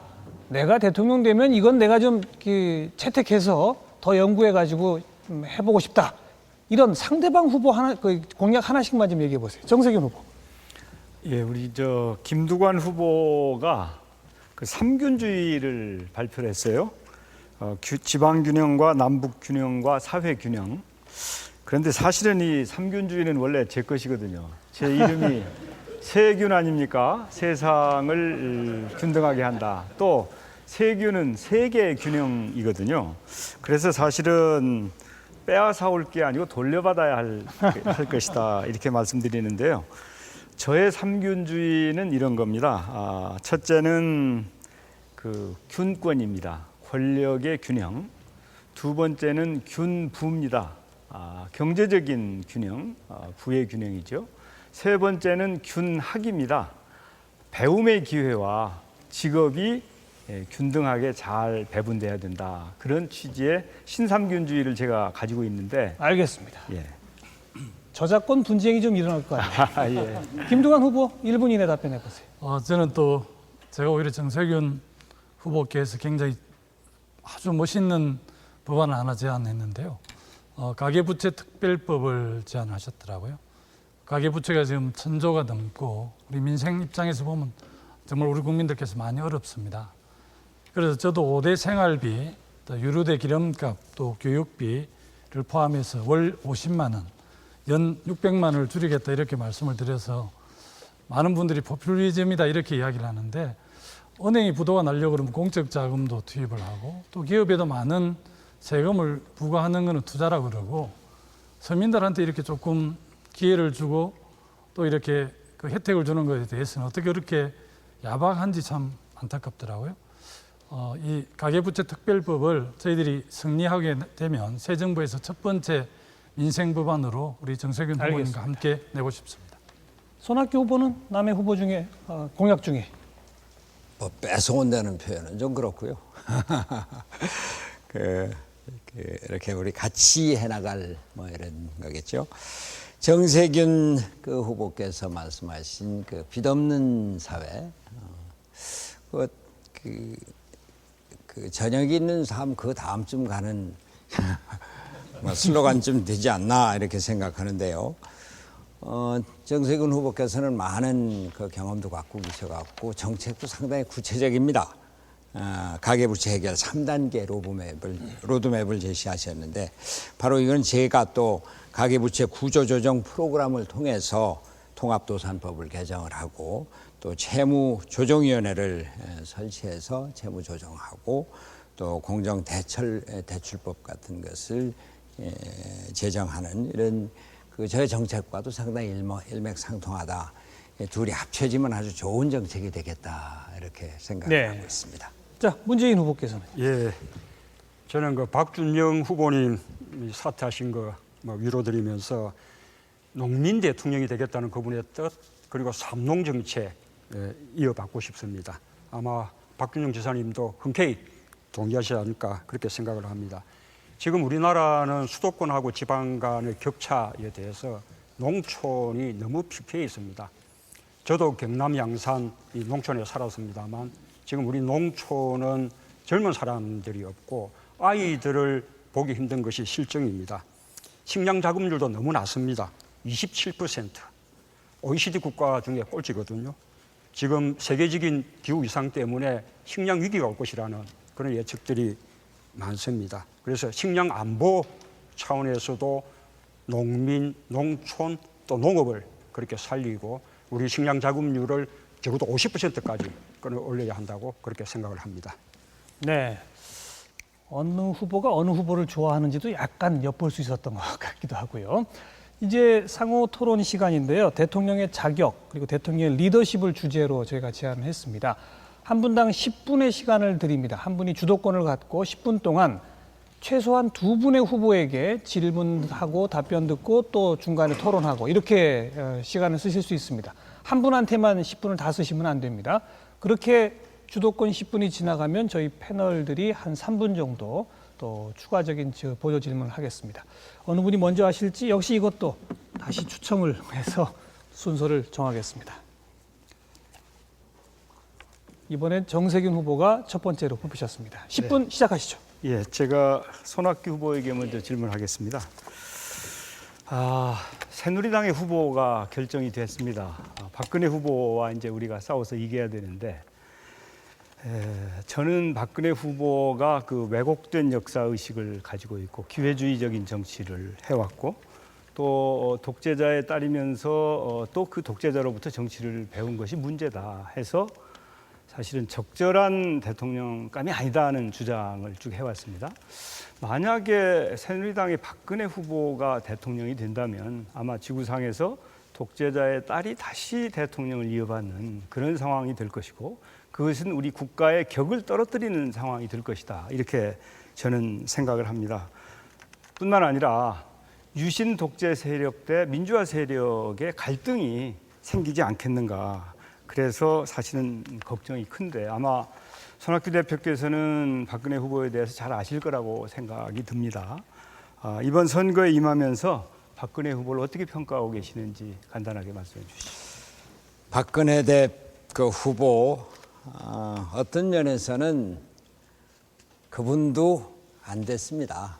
저는 유신 때 감옥 가고 도망 다니고 고문당하고 그러면서 피해를 봤지만 박근혜 후보는 아버지 밑에서 유신 체제에서 완전히 섬에 갇혀서 사는 세상을 제대로 알지 못하는 국민과 제대로 수평적인 교류를 할 수가 없었던 그런 불행한 생활을 살았다고 생각합니다. 그래서 대통령이라고 하는 것은 무엇보다도 국민과 항상 같이 생활하고 또 마음이 같이 있어야 되는데 그런 면에서 그 박근혜 후보는 아버지의 눈으로 역사를 보고 오늘을 보고 또 국민과 제대로 교통을 할 수 없는 그런 그 상황에 있기 때문에 참으로 어렵다 이런 생각을 합니다. 예, 제가 생각하기에는 인간적인 정의나 면모와 이 국정의 최고 책임자의 자리에 갖추어야 될 덕목은 다르지 않나 그런 생각이 듭니다. 간단하게 다른 질문을 하나 더 드리죠. 김승현 회장이 구속이 됐어요. 말씀 들으셨죠? 예, 예. 여기에 대해서 어떻게 생각하십니까? 안타까운 일이죠. 재벌 기업이 제대로 회계나 기업 경영을 제대로 하지 못하고 그렇게 비자금을 만들고 이런 기업 부정을 저지르고 이런 것들 참으로 안타까운 일입니다. 그런 일이 없어야 될 겁니다. 그 구속 자체에 대해서 다른 특별한 이의는 없으십니까? 구속은 법에 의한 판결에 의해서 예. 판결을 받고 판결에 따라서 법정 구속이 됐으니까 거기에 대해서는 예. 다른 이유가 있습니다. 앞서 잠깐 후보께서 언급을 하시는 것 같습니다만 2006년도에 현대자동차의 정몽구 회장이 구속이 됐을 때 서울경제와 인터뷰한 내용을 보니까 야만적인 국가에서나 일어날 수 있는 일이다. 국가 경제를 걱정했다면 그 같은 결정을 내릴 수는 없다고 이렇게 이 쿼터가 돼서 말씀을 예, 하셨어요. 예, 예. 그 진위가 무엇인지 또 김승현 회장에 대한 말씀과 이것과는 어떻게 다른 건지 좀. 예, 예. 지금 표현은 뭐 좀 지나친 게 있는 것 같습니다. 그러나 그때나 지금이나 우리나라 형사소송법 절차에 따라서 불구속 수사 원칙을 지키는 것이 옳다고 생각을 하고, 당시 그 정몽구 회장 경우에는 아까도 잠깐 말씀드렸습니다만 미국 조지아주에 공장을 증설하게 돼 있는데 그 정몽주 회장 구속 문제로 이 준공이 늦어지고 또 슬로바키아의 공장 설립 추진이 늦어지고 이런 상태에서 저는 기억을 하실지 모르겠습니다만 당시 경기도지사로서 전 세계를 뛰어다니면서 기업을 유치하고 그것도 첨단 기업을 유치하고 일자리를 만드는데 말하자면 온 정신이 팔려 있었습니다. 그러한 기준이 뭐 좀 더 강하게 적용이 됐을 수가 있고, 예. 이번 김승현 회장의 경우 그때도 법에 의해서 잘못은 엄정하게 처벌받아야 된다. 근데 불구속으로 수사를 해라 이런 것이었고, 이번에 김승현 회장은 그 재판은 불구속으로 받았죠. 그리고 유죄 판결, 실형 온도를 받아서 법정 구속이 됐으니까 그건 좀 다른 문제일 겁니다. 예.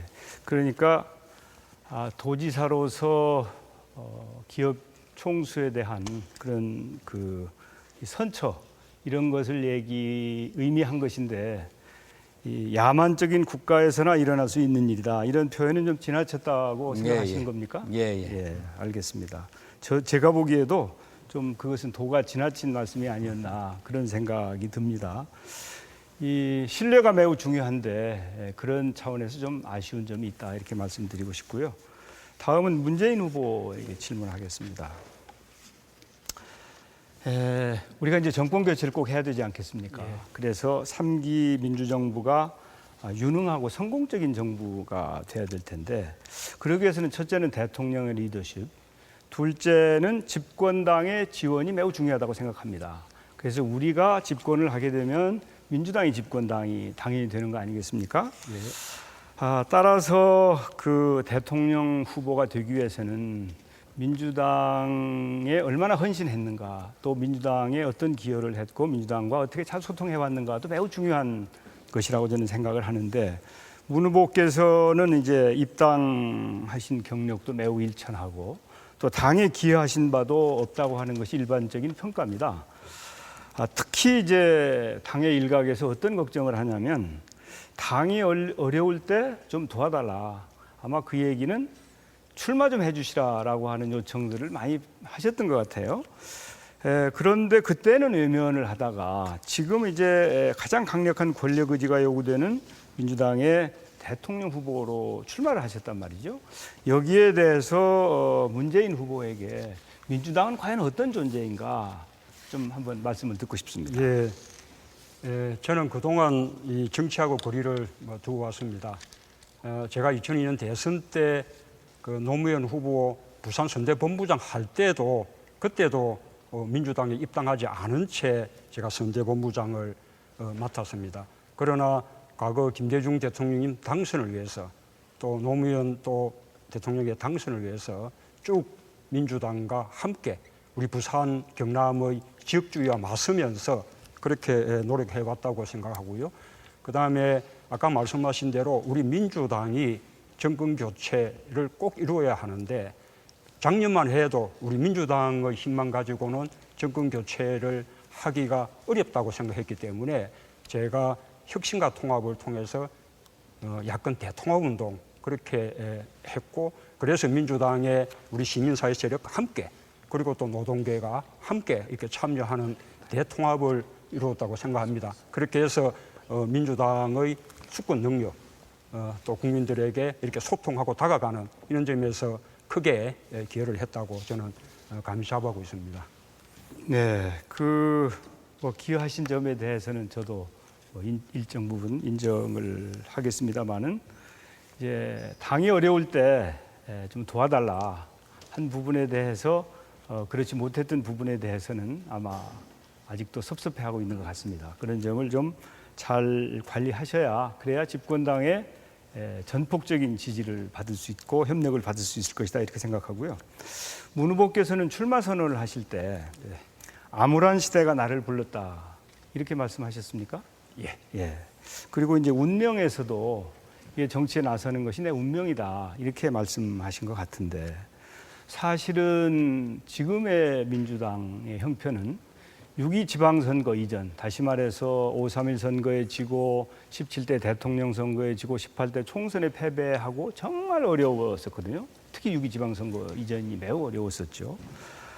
그런데 이제 그렇게 어려울 때 정치와 거리를 두다가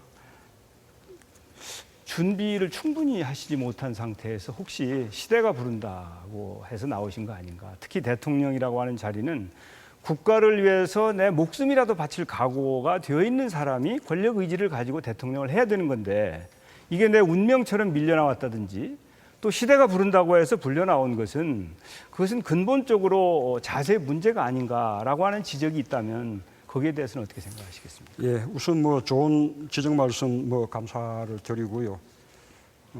제가 이제 암울한 시대가 저를 불렀다고 이렇게 말씀드린 것은 저는 정말 그동안 아까 말씀드린 대로 정치와 이제 거리를 두어 왔는데 그러나 정권 교체는 우리 절체절명의 과제이고 그리고 우리 그 민주당의 힘만 가지고는 정권 교체가 쉽지 않을 것 같고 그런 가운데 우리가 민주통합당을 국민들에게 수권에 대해서 희망을 줄 수 있는 정당으로 이렇게 바꿔야 되겠다. 그런 노력을 했던 것입니다. 특히 제 경우는 우리 참여정부가 제대로 이렇게 하지 못해서 지금 이명박 정부를 불러들인 것에 대한 그런 송구스러움, 책임감. 10분 시간이 다 돼서. 예, 그렇습니다. 예. 보셨다시피 마지막 질문 끝내실 때 꼭 답변 시간 좀 남겨두고 질문하시기 바라고요. 30초 이상 드렸는데. 지금 지켜보시고 박동수 교수 한 2분 정도만 짧게. 네, 세 분께 공통적으로 질문을 드리고 싶습니다. 지금 이 시간은 국민들이 보고 있는 민주통합당 대선 후보 경선 토론입니다. 정세균 후보께서 말씀하셨던 첫 번째 질문은 경제 전문가로서 경제 수장 같은 말씀을 하셨고 좀 전에 질문은 민주당 당수로서 당대표로서 하신 질문입니다. 2부 주제가 대통령의 자격과 관련된 이미지를 보여주셔야 될 시간인데 언제 보여주실 겁니까? 이제 질문을 해주시거나 아마 또 다른 후보들이 질문하시거나 또 패널들이 말씀을 하시면 제가 자질을 충분히 보여드리도록 노력하겠습니다. 네, 나머지 시간 동안 정말 리더십이나 이끌고 나갈 수 있는 모습을 보여주시지 않으면 국민들이 많이 실망할 겁니다. 손학규 후보께 말씀드리겠습니다. 김승현 회장 안타깝다. 박근혜 독재자의 딸로 안 됐다. 얘기하셨습니다.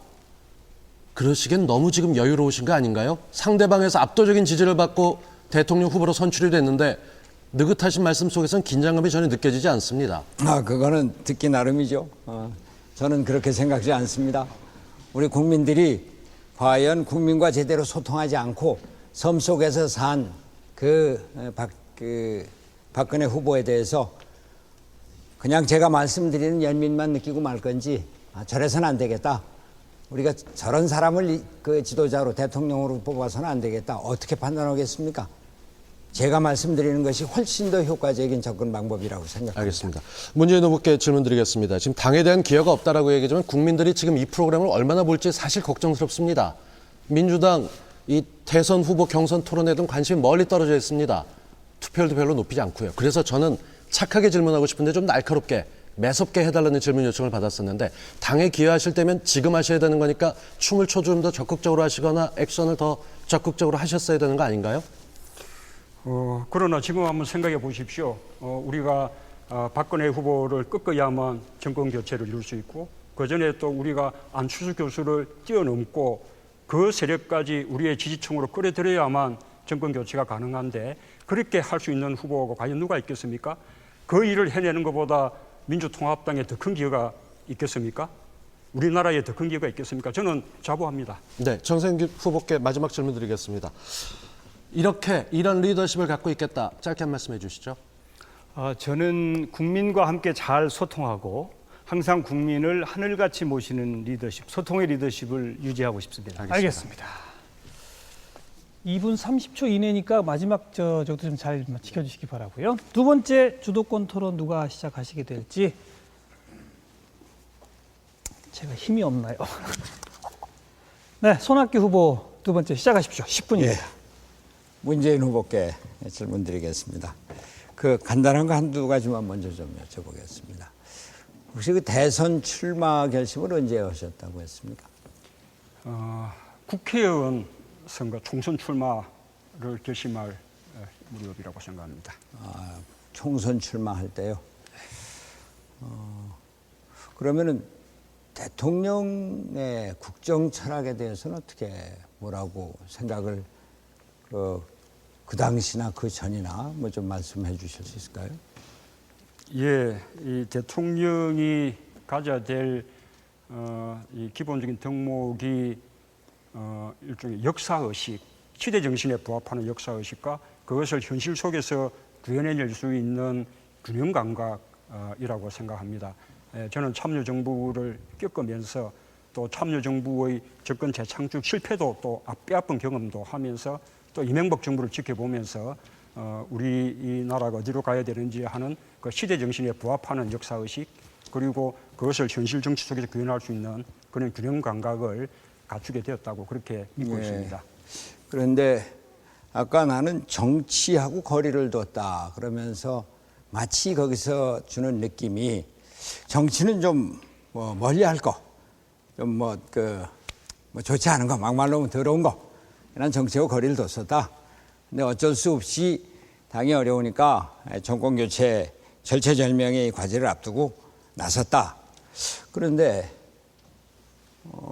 지금 말씀하신 대로 국정 철학이라고 하는 것이 역사의식을 제대로 가져야 된다고 하면은 이 나라가 어떻게 가야 될지를 오랫동안 만약에 고민을 해 오셨다면 그러면 그것은 정치하고 전혀 상관이 없는 건지 또 정권 교체라고 말씀을 하셨는데 정권 교체를 왜 해야 된다라고 하는 말씀은 송구스럽지만 좀 잘 들리지가 않아요.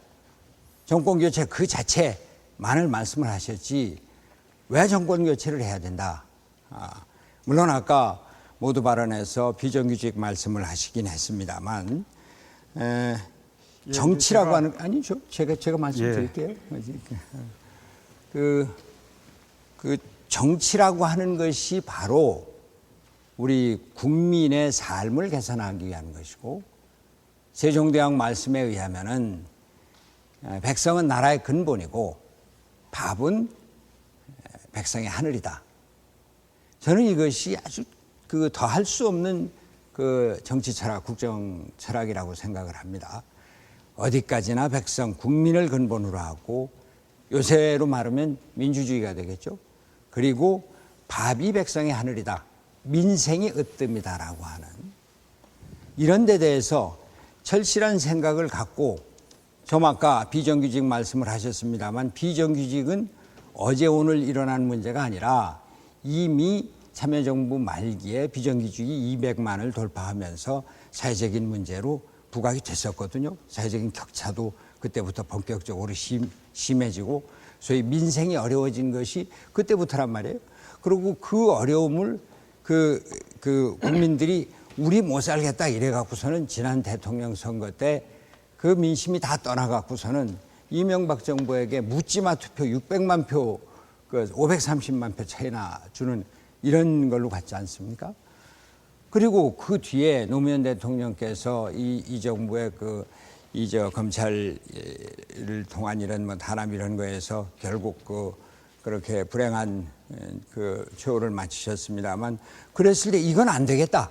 이런 불의를 그냥 놔두고 있을 수 없다. 이건 내가 나서서라도 민생을 해결을 해야 되고 우리가 전에 못한 거 이거 이제라도 나서서 해야 되겠다. 또 노무현 대통령까지 저렇게 돌아가신 마당에 이제 내가 나서서 도탄에 빠진 민생을 구하고 비정규직 문제를 해결을 하고 또 그 자살률도 최고로 높고 이런데 이 사회를 좀 바꿔 나가야 되겠다. 이런 생각을 전혀 갖고 있지 않다가 대통령 총선 때 가서 그럼 내가 대통령 나가봐야 되겠다.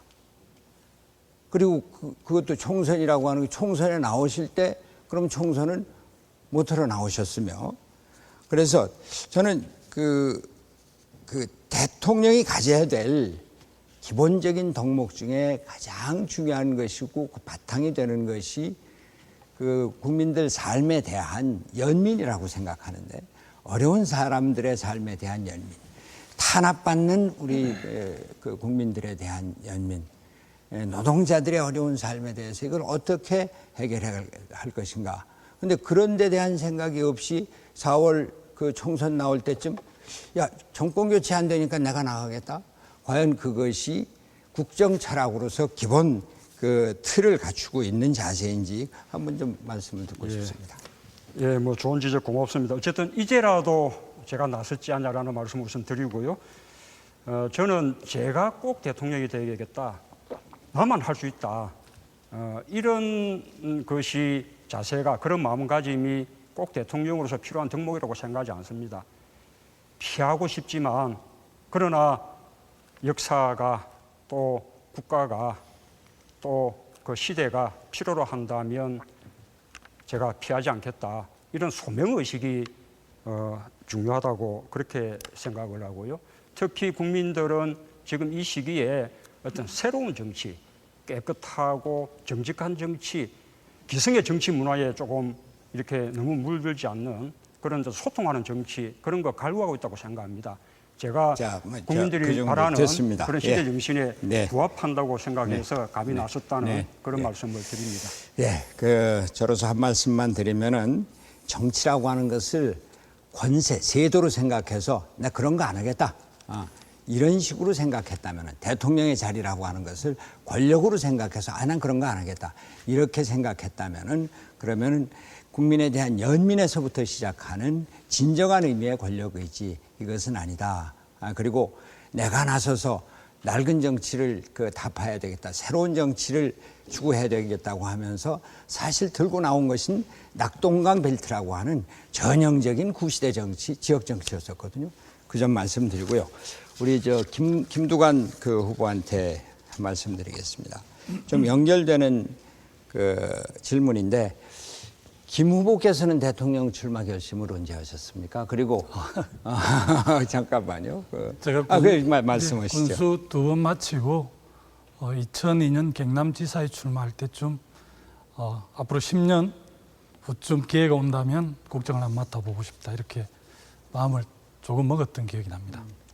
이번에 김두관 후보께서 대선 후보 여기 같이 참여를 하면서 우리 민주당 대선 경선이 활기를 띠고 또 활력을 띠고 이런 것은 많은 기여를 하셨다고 생각이 됩니다. 그런데 저도 도지사를 했습니다만 도지사라고 하는 것이 아주 막중한 책임을 지니고 있는 자리고 그리고 대통령이라고 하는 것은 더 할 것 없이 이 나라를 내가 어떻게 경영해야 되겠다. 내가 대통령 되고 싶다. 해보고 싶다. 이것만으로 되는 것이 아니라 우리나라 이 문제가 이 절실한 문제를 그래도 내가 어떠한 장점이 있으니까 나서서 그 나라를 잘 사는 나라로 만들어야 되겠다. 이런 포부와 비전을 갖고 나서야 되고 그러려면은 어느 정도 자기 계획이 있어야 되는데 도지사 나오시면서 내가 언젠가는 하겠다. 그런데 근데 언젠가는 하겠다 그러는데 어떻게 또 바로 나오셨어요? 지금 대한민국은 특권과 어떻게 보면 반칙, 재벌공화국이라 해도 과언이 아닙니다. 특히 이제 차기 국정을 맡는 대한민국 대통령은 정말 기득권으로부터 자유로워야 하거든요. 제가 아는 상식으로는 지금 우리 당의 훌륭한 저를 포함해 4분 후보가 있지만 정말 기득권과 자유로운 분이 누가 있는가. 그리고 정말 경제민주화 이런 걸 재벌개혁을 통해서 검찰개혁을 통해서 정말 제대로 할 수 있는 후보가 있는가 이런 데 대한 많은 고민들이 있었고요. 그 결단을 했기 때문에 제가 출마를 했습니다. 다시 말씀드리지만 나오신 건 다 이게 우리 민주당을 위해서 좋기는 합니다만 그러나 그 대통령이라고 하는 자리는 그 국정 운영의 기본적인 아주 근본적인 철학을 갖고 장기적인 비전을 갖고 그것에 따라서 자기 수련 과정도 거치고 자기 계획도 차근차근 준비해 나가야 되는 자리다 이렇게 생각을 합니다. 결코 대통령이라고 하는 자리가 권력을 상징하는 것이 아니고 또 권력 의지라고 하는 것은 국민을 향한 뜨거운 연민과 열정이 되어야지 이것은 내가 그 새도 피우는 거니까 피한다. 이런 것이 돼서는 안 된다. 정말로 국민을 하늘로 섬기는 것이야말로 권력 의지의 기본이다. 이렇게 생각을 합니다. 지켜보신 결과 곽동수 교수 한번 더. 지금 사실 그동안 손학규 후보에 대한 평가가 많이 바뀌었었습니다. 말이 길고 강의되고 복잡하고 가르치려 든다라는 이미지가 슬로건이 바뀌면서 바뀌었었는데 좀 전의 모습은 옛날 모습입니다. 굉장히 실망스럽습니다. 무엇보다 지금 제가 SNS를 보고 있는데 양쪽 분 모두에게 디스를 강력하게 날리셨다라는 얘기가 압도적으로 많이 나오고 있습니다. 그럼 이렇게 여쭙겠습니다. 출마 안 해도 될 사람이 정치에 거리를 뒀던 사람이 나왔고 도지사를 지키고 있던 사람이 그걸 던지고 나왔습니다. 정치는 이래야 된다고 말씀을 하셨지만 결국 잘 못 이끌어서 이분들이 튀어나오신 거 아닙니까? 그동안 그 자리에 서 계셨습니다. 왜 그렇다고 분석하십니까? 예, 뭐 잘 못해서 이런 분들이 나오셨다. 제가 할 말이 없습니다. 특히 안철수 교수 그런 말씀을 했습니다. 4.11 총선에서 민주당이 패배를 해서 나왔다. 뭐 거기에 대해서 저는 안철수 교수에게 미안한 마음을 금할 수 없다. 여러 자리에서 공개적으로도 말씀을 드렸습니다. 그건 그렇습니다. 현재 우리 정치가 제대로 민생을 제대로 챙기지 못하고 국민들에게 실망을 주고 또 분열의 모습을 보여주고 이런 것 때문에 정치에 실망한 사람들이 우리 국민들이 어디 뭐 다른 사람 없나 새로운 사람 없나 백마 타고 오는 초인을 기다리는 없어서 짧게 말씀드리겠습니다. 정치권의 책임도 그러나, 있습니다. 그건 제 책임이고 그러나 대통령에 나설 사람은 분명한 국정 철학을 갖고 자기 계획을 갖고 비전을 갖고 나서야 된다. 그런 말씀을 드리고자 했었던 겁니다. 네, 그 김두관 후보와 지금 문재인 후보 이쪽 두 질문이 계속 나올 거라고 생각을 하셨을 겁니다. 왜 갑자기 나왔느냐, 왜 그만뒀느냐 얘기 나왔을 텐데 모범 답안 준비된 거 말고 진솔한 얘기를 들을 수 있을까요? 예. 저 계획을 성공시킬 사람이 후보를 해야 된다 이런 말씀하시는데요. 저는 이미 자기 일을 통해서 혁신 행정이나 성공한 경험이 있는 사람이 자기 국정을 맡는 게 맞다 이렇게 생각을 합니다. 네. 잘 알려져 있지 않지만 저는 행정부 장관 시절이나 도지사 시절 잘 정말 알려져 있습니다. 혁신에 성공을 했습니다.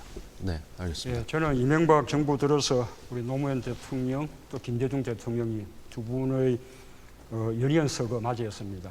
국민들도 정말 고통이 심했습니다. 참여정부가 정권 재창출에 실패한 때문이죠. 그에 대한 송구함, 책임감, 그걸 제가 견디기 어렵다. 그게 결단으로 저를 이끌었다라는 말씀을 드립니다. 고맙습니다. 네. 모범 답안이 아닌 진솔함이 느껴지셨나요? 자, 다음 세 번째 주도권 토론 또 누가 시작하실지.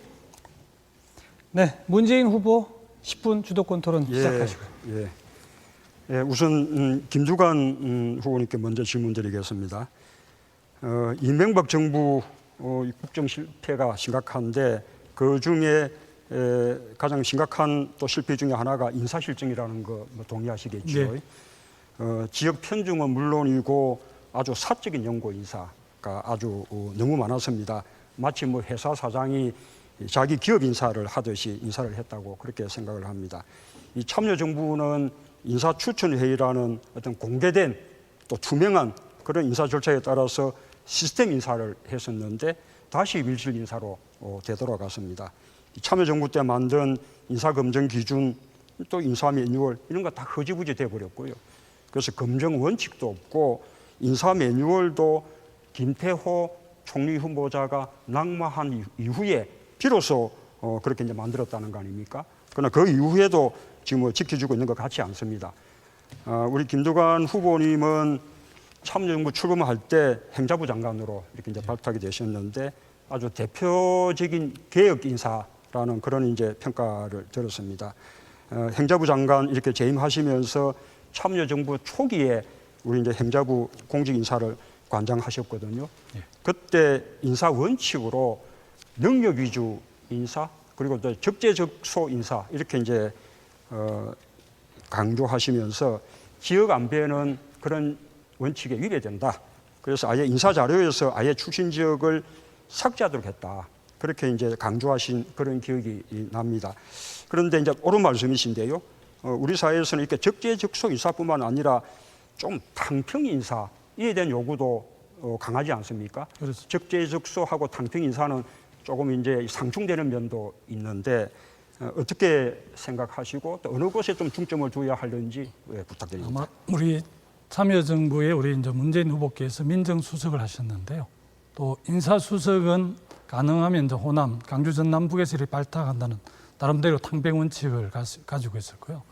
저는 정부가 지방정부든 중앙정부든 성공하기 위해서는 정말 제대로 적재적소 또 전문성이 충분히 반영된 인사를 해야 된다고 생각을 합니다.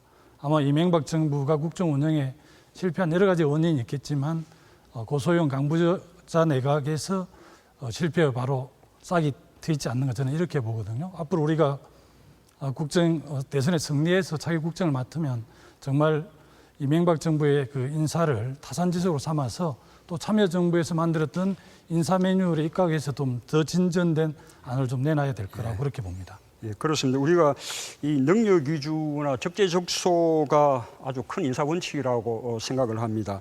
그러나 이제 우리나라 현실을 보면 아직까지 이렇게 이 정치 세력이 지역에 따라서 좀 나뉘어지고 또 정부도 그렇게 지역주의에 입각한 그런 정권이 아직 유지되고 있는 이런 것이 우리 이제 현실이기 때문에 이렇게 지역 간의 어떤 탕평 인사도 아주 중요하다 생각하고요. 그래서 어떤 지역 간의 탕평이라는 어떤 큰 틀 속에서 이 능력을 따지는 적재적소 이런 인사가 필요하지 않을까. 저는 그렇게 생각을 합니다. 우선 정세균 후보님께 질문드리겠습니다. 지금 가계부채 문제 아주 심각하거든요. 이명박 정부 4년간 가계부채 규모가 50%가량 증가하지 않았습니까? 지금 이제 세계적인 금융위기에 이어서 또 유럽의 재정위기 심각한데요. 이런 이제 세계적인 경기 침체가 계속되게 되면 우리 수출도 또 부진해지게 되고 이렇게 이제 우리 경제가 어려워지면 결국은 이제 가계부채 문제가 아주 큰 어떤 위기 요소로 작용할 그런 위험이 있다. 우리 정세균 후보님은 그 위험을 이제 직시하시면서 이 가계부채의 연착륙 방안 이렇게 이제 제시하는 것에 아주 공감을 합니다. 이 성실 채무자 또 1인 1주택 하우스푸어 그리고 이런 채무자들이 신용불량자라든지 파산자로 이렇게 전락하지 않도록 연착륙 대책이 필요하다고 생각하고요. 고금리 이 대부업 채무도 저금리 서민금융으로 대체해야 된다라는 그런 정세균 후보님 말씀에 공감합니다. 근데 MB 정부가 이 가계부채 대책으로 우리가 이제 LTV 주택담보대출 비율 그리고 DTI 총부채 상환 비율 이 규제를 완화하겠다 이렇게 이제 발표가 있었고 실제로 DTI 이 규제는 지금 완화를 했거든요. 이것에 대해서 어떻게 생각하십니까? 가계부채 문제에 대한 해결책이 된다고 생각하십니까? 네, 저는 MB 정부의 가계부채 대책은 땜질식 처방이다 이렇게 생각합니다. 근본적인 대책을 세워야 된다. 그것이 이제 제가 하우스푸어 대책을 내놓았고 또 이 부채에 대한 구조조정안 또 공익은행을 설립해야 된다고 하는 정책도 내놓았는데 다행스러운 것은 원래 MB 정부가 LTV나 DTI를 조정해서 이 문제를 해결하려고 하는 것은 그냥 미봉책이고 시간만 연장하는 것이기 때문에 별 실효성이 없을 것입니다. 실제로 시장에서도 전혀 반응이 없잖아요. 부동산 경기 진작은 안 되면서 오히려 가계부채를 더 늘리는 그렇습니다. 역할을 하지 않습니까? 그래서 정말 꽁 먹고 알 먹는 게 아니라 그 반대죠. 오히려 이 정말 폐해만 늘어나는 것인데 다행스러운 것은 제가 내놓은 하우스푸어 대책을 이 이명박 정권이 차용하겠다고 합니다. 근데 저한테 허가는 안 받고 하지만 그래도 좋다. 또 제가 얘기하는 중견 기업 만드는 거 이것도 하겠다고 그래서 그런 그것도 좋다. 그런 연착륙 대책이나 하우스푸어에 대한 어떤 대책을 할 때 혹시라도 도덕적 해이 이런 문제가 발생할 가능성은 없을런지요? 도덕적 해이가 발생하게 해서는 안 되죠. 그래서 제가 내놓은 하우스푸어 대책은 그냥 시혜를 주거나 무작정 구조조정을 해주는 것이 아니고 유동성을 제공해서 금융부실로 가지 않도록 미리 선제적으로 이걸 막는 것입니다. 그렇기 때문에 하우스푸어들에게 뭔가 그냥 시혜를 베푸는 것은 전혀 아니어서 오히려 이제 그런 지적을 받고 있는 경우도 있죠. 알겠습니다. 지금 이 대부업의 고금리 이것도 아주 문제인데요. 지금 이제 이자 제한법에 그 최고 이율이 연간 30%. 그렇습니다. 그런데 또 대부분 또 39%로 더 이렇게 높게 설정하고 있지 않습니까? 네. 이 금리 상한도 더 좀 낮출 필요가 있다. 그렇게 생각을 하는데 동의하시는지요? 예, 낮춘다면 어느 정도로 낮출 전적으로 동의하고요. 일단은 대부업체들의 39%를 30% 수준으로 낮추는 것이 옳다 이렇게 보고 있고요. 아무튼 금융기관이 탐욕스럽고 또 너무 많은 것을 취하도록 하고 또 서민들을 홀대하는 뭐 학력차별까지 있었다고 하는 보도가 있었지 않습니까? 이런 금융 관행을 깨고 금융개혁을 확실하게 실천해야 그래야 대한민국의 경제민주화도 이루어지고 또 서민들에게 희망을 줄 수 있다. 저는 이렇게 생각을 해서 적극적으로 새 정부는 완전히 경제정책 기조도 바꾸고 금융기관에 대한 여러 가지 요구도 과거에 해왔던 것보다는 그냥 무조건 자율화해서 필요하면 규제도 해야 되는 그런 시대를 맞고 있다고 저는 생각합니다. 저는 방금 이자 상한 부분은 조금 미흡한 생각이 드는데요. 과거에 IMF 우리 위기 이전에 우리나라 이자 상한이 연간 25%였거든요. 예.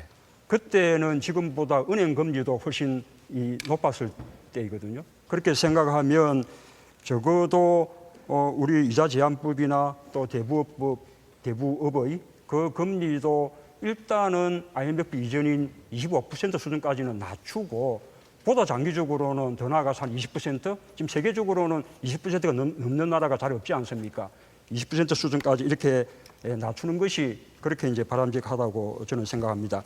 하나만 더 이제 여쭤보자면 아까 이제 서민금융을 위해서 우리가 이제 공익은행 네. 이렇게 설립해서 이런 이제 사금융, 대북금융 이런 부분을 공익은행의 어떤 이제 대출로 전환하자는 그런 이제 구상이신데 네.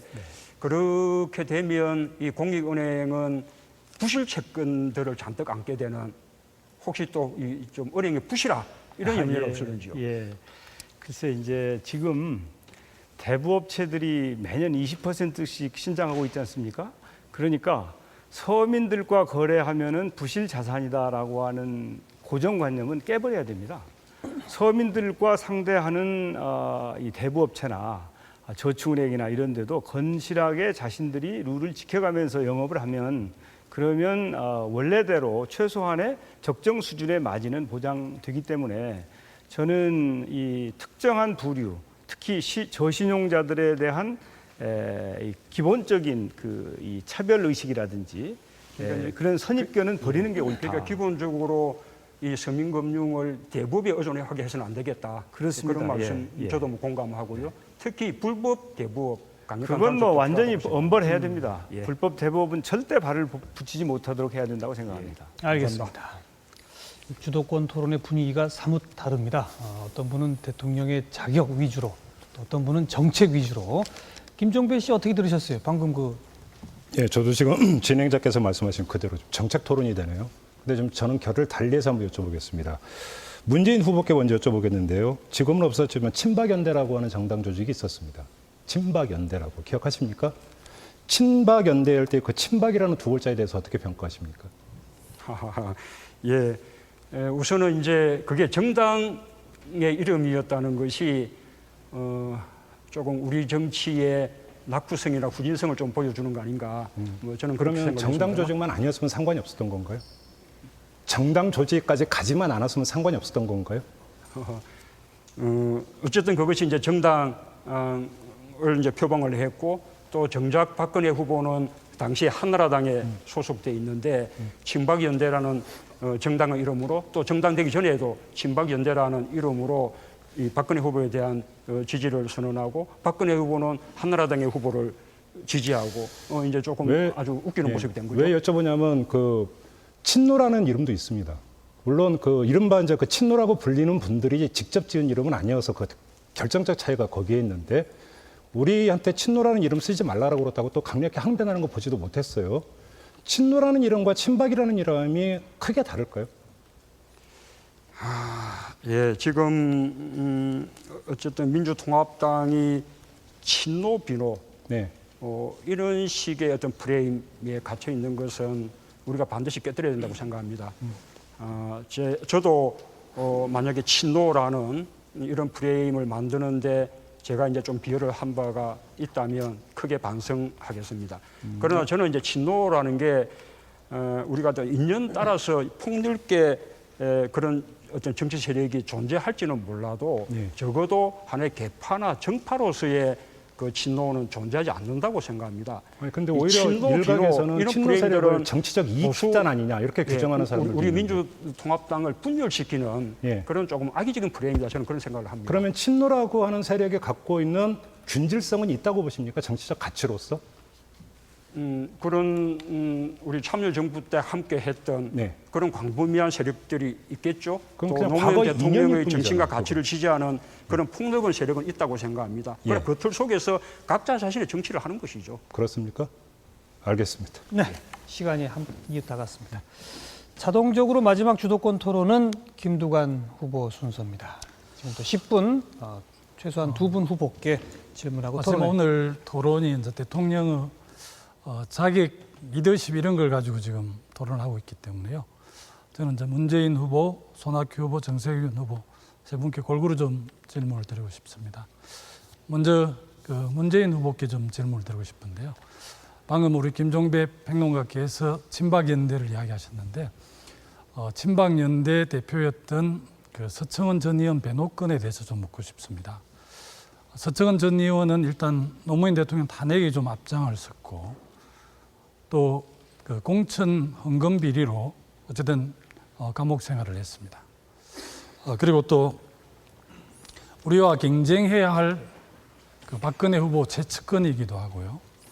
2008년 서청원 공천 비리 헌금 사건과 관련해서 법무법인 부산에서 그 상고심 이 변호인을 맡으셨는데 그 점에 대해서 어떤 생각을 갖고 계십니까? 예, 우선 뭐 서청원 대표도 그분의 정치적 입장이나 노선과 상관없이 형사 피고인이 되면 이 변호인의 조력을 받을 권리가 있다라는 말씀을 먼저 드리고요. 지금 이번에 새누리당에서 불거진 공천 헌금은 사실은 새누리당의 실세에게 공천을 위해서 말하자면 공천 뇌물이라고 저는 뭐 그렇게 생각을 합니다. 그러나 당시 이제 서청원 대표의 건은 그 정당이 최고위원회 의결을 거쳐서 차입을 한 것이었거든요. 그리고 전액 다 정당의 운영 자금으로 쓰여졌고요. 그래서 그때 우리 창조한국당의 문국현 대표님 사건하고 유사한 그런 사건이었는데 어쨌든 이제 법률가 입장에서는 변론할 만한 그런 여지가 있다고 저는 그렇게 뭐 생각을 했습니다. 지금도 그게 저 변호사 시절에 그 사건을 맡은 것이 제가 주도하는 크게 문제라고 생각하지 않습니다. 제가 좀 하겠습니다.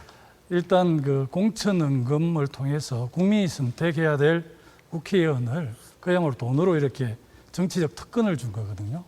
첫 번째는 정치적 특권을 변호했던 것이고 두 번째 이렇게 1심과 항소심에 문 후보를 변호사로 선임한 것이 아니라 상고심, 대법원 상고심에서 이렇게 했습니다. 그래서 그 당시 대법관에 참여정부에서 임명한 대법관이 4분 정도 계실 때거든요. 그렇게 보면 우리 법조에서 가장 문제가 되는 정관예우를 활용하려고 하는 그런 의도가 있었지 않는가. 오히려 그런 서청원 전 의원의 그런 의도에 좀 아무 생각 없이 이렇게 동참한 성격이 약간 있는 거 아닌가 이런 생각이 들고요. 또 변호사의 윤리라고 말씀하시지만 보통 우리가 장관을 임명하면 청문회에서 호되게 이렇게 점검을 합니다. 보통 이제 부동산이라든지 군 면제 이런 거 가지고 굉장히 논란이 되고 있는데 보통 나오시는 장관 후보들이 제가 장관 되기 전의 일이라서 부동산 투기에 대해서 나는 잘 모르겠다 이렇게 했을 경우는 아마 청문회에서 국무위원으로 채택되기 힘들 것입니다. 그 당시 변호사의 윤리를 이렇게 말씀하시기엔 너무 우리 일반 정서, 특히 자기 국정을 맡을 대통령이 특권과 반칙으로부터 아주 자유로워야 하고 또 재벌개혁을 비롯한 경제민주화나 사회적 보편적 복지를 실현하려고 그러면 강력한 기득권 내지는 이런 쪽하고 단호했어야 되는데 그런 점에서 좀 너무 아쉽다는 생각이 듭니다. 예, 오히려 이 변호사는 정당한 사유 없이 사건 수임을 거부를 하면 그것이 이제 변호사법에 위반된다는 말씀을 드리고요. 그다음에 아까 상고심 말씀하셨는데 오히려 그렇기 때문에 우리 법무부인 부산이 수임해서 제가 이제 사건을 다룰 수 있었던 거죠. 당시에 법정에 나가서 해야 되는 사건은 아니고 법리를 다투면 되는 사건이기 때문에 이런 이유로 이 친박연대라는 정당의 책임일 수는 있지만 대표인 서청은 대표 개인의 형사 책임을 물을 수 있는 것은 아니지 않느냐라는 이제 법리적인 다툼을 해봤던 것입니다. 그러나 대부분이 인정하지 않았고요. 그런 이제 관행은 이제는 고쳐져야 될 그런 낡은 관행이라고 대부분이 이제 판결을 해주신 셈이죠. 2008년 12월이 상당히 참 엄혹한 시기였고요. 일단 그 노무현 대통령의 그런 어떻게 보면 그림자로서 정신을 승계하는 지금 후보로서 또 차기 국정을 맡을 대통령 후보로서 참 그런 변론이 모르겠습니다. 변호사로서는 변호사 윤리로 보면 그럴듯하지만 이 정치인의 시각에서 보면 참 동의하기 힘들다라는 생각이 듭니다. 두 번째로는 우리 손학규 후보에게 좀 묻겠습니다. 아까 모두에서도 좀 논란이 있었습니다만 정몽구 회장의 구속 반대, 또 현대자동차 파업 철회, 또 2007년 저희 당으로 왔을 때는 출종제 폐지도 주장하셨고 규제 완화 이런 것들을 주장하셨습니다. 그리고 또 2010년은 정동영 후보의 부유세 신설에 대해서 징벌세라는 규정을 하시면서 반대를 하셨는데 최근에는 이제 경제민주화를 말씀하시고 또 저녁 있는 삶 이런 말씀을 하시길래 그 부분하고 너무 이렇게 좀 제가 볼 때는 노선이 많이 이렇게 좀 달라서 좀 이해하기가 좀 납득하기 좀 어려운데요. 그 점에 대해서 좀 말씀해 주시죠. 예. 우선 경제민주화가 재벌 개혁이 그 중요한 내용입니다만 재벌 때려잡자는 얘기는 아닙니다. 기업을 망하게 하자는 얘기는 아닙니다. 대기업은 대기업대로 나라 경제에 기여하고 국민 경제에 기여하고 일자리를 만듭니다. 다만 대기업이 중소기업의 영역을 침범해서 중소기업을 잡아먹고 특히 골목상권 영세 자영업자들 못 살게 하는 거 이거는 나라가 막아줘야 된다. 그것이 경제민주화입니다. 경제민주화는 기본적으로 시장경제 공정한 질서를 제대로 바로 잡자는 것이고요.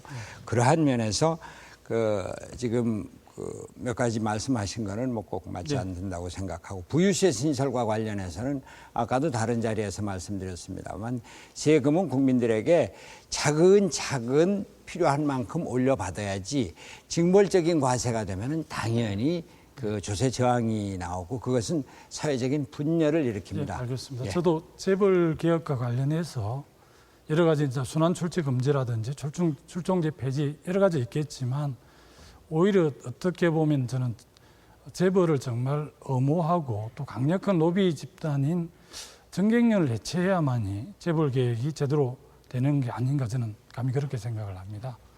사실 법적인 아마 뒷받침되지 않을 겁니다. 대한상공회의소나 경영자총회는 법적 근거가 있지만 재벌들의 강력한 로비 집단인 정경련 아마 법적 근거가 없는 것으로 아는데 정경련 해체에 대해서는 어떻게 생각하십니까? 정경련 해체는 특별히 생각을 하지 않았습니다만 지금 재벌의 로비가 전경련 때문에 일어난다. 저는 그렇게 생각지 않습니다. 실제로 삼성이 전경련 때문에 전경련을 통해서 합니까? 삼성이다 현대차다 이런 것은 오히려 전경련보다 훨씬 더 큰 사적인 조직과 로비력을 갖고 있고 그 법적인 문제를 제가 솔직히 깊이 생각을 못 해봤습니다만 전경련은 이것이 그 자체로서 경제민주화를 해친다 그러면 거기에 대해서 깊이 다시 검토를 하고 다만 우리가 자칫 경제민주화라고 하는 것이 재벌에 대한 적대감, 증오심을 불러일으키는 이런 식으로 발전해서는 안 된다 그런 생각입니다. 경제민주화와 관련해서는 헌법 119조 2항을 지키지 않은 정부에 더 큰 책임이 있다. 저는 그렇게 생각을 합니다. 재벌 자체에도 문제가 있겠지만 역대 정부가 재벌 개혁과 관련해서 직무유기를 한 게 아닌가 저는 그렇게 성격 규정을 합니다. 혹시 정세균 대표께서는 후보께서는 재벌 개혁에 대해서 어떤 생각을 갖고 계십니까? 저는 그 재벌의 공과 과를 분명하게 구분해야 된다. 그래서 그 재벌이 그 수출 대기업들도 있고요, 골목 대기업들도 있습니다.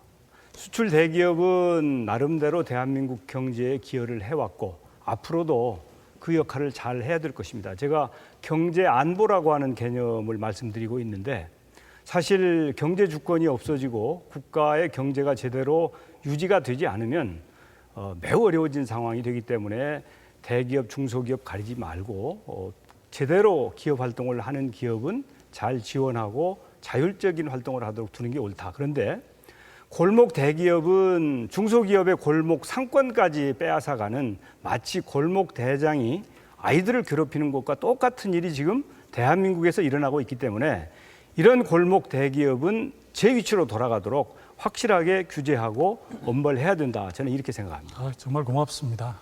재벌이 정말 골목 상금까지 침해하고 있고 유통법 상생법이 만들어지고 또 이 위임을 시도해 했는데 소리를 만든 걸 최근 법원에서 다시 이혼 판결을 했습니다. 그래서 정말 우리 차기 정부에서는 골목 상권을 확실하게 협력을 해서 좀 지켜드려야 될 것 같습니다. 서민들도 골목 상권이 너무 힘듭니다. 반드시 함께 좀 노력을 했으면 좋겠습니다. 오늘이 민주통합당의 마지막이 아니라 처음 토론회인데요. 그런데 네 분의 단점이 좀 많이 부각되고 장점이 많이 부각되지 못한 것 같아서 네 분께 공의 30초씩 드리겠습니다.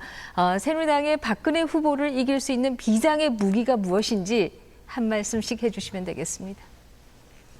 네, 문재인 후보부터 시작하시죠. 네네. 예, 이 박근혜 후보와는 우리가 미래 비전을 놓고 경쟁을 해야 된다고 생각합니다. 제가 박근혜 후보의 역사 인식을 문제 삼습니다만 그 이유는 우리 미래 비전, 우리나라가 발전해 나가야 될 그런 방향에 부합하는 그런 역사 인식을 가지지 못하고 있다고 생각하기 때문입니다. 민주주의에 대한 철학과 소신이 없거든요. 과거 독재를 찬양하고 있으니까요. 그러면 민주주의에 대한 소신 없이 어떻게 경제민주화 복지국가가 가능하겠습니까? 그리고 또 네, 그다음 손학규 후보 해주시죠. 예, 무엇보다도 대통령 지도자가 될 사람은 확고한 국정 철학을 가져야 합니다. 민주주의에 대한 신념, 민생에 대한 확고한 철학, 그리고 통합에 대한 철학이 있어야 됩니다. 그리고 자기 헌신이 있어야 됩니다.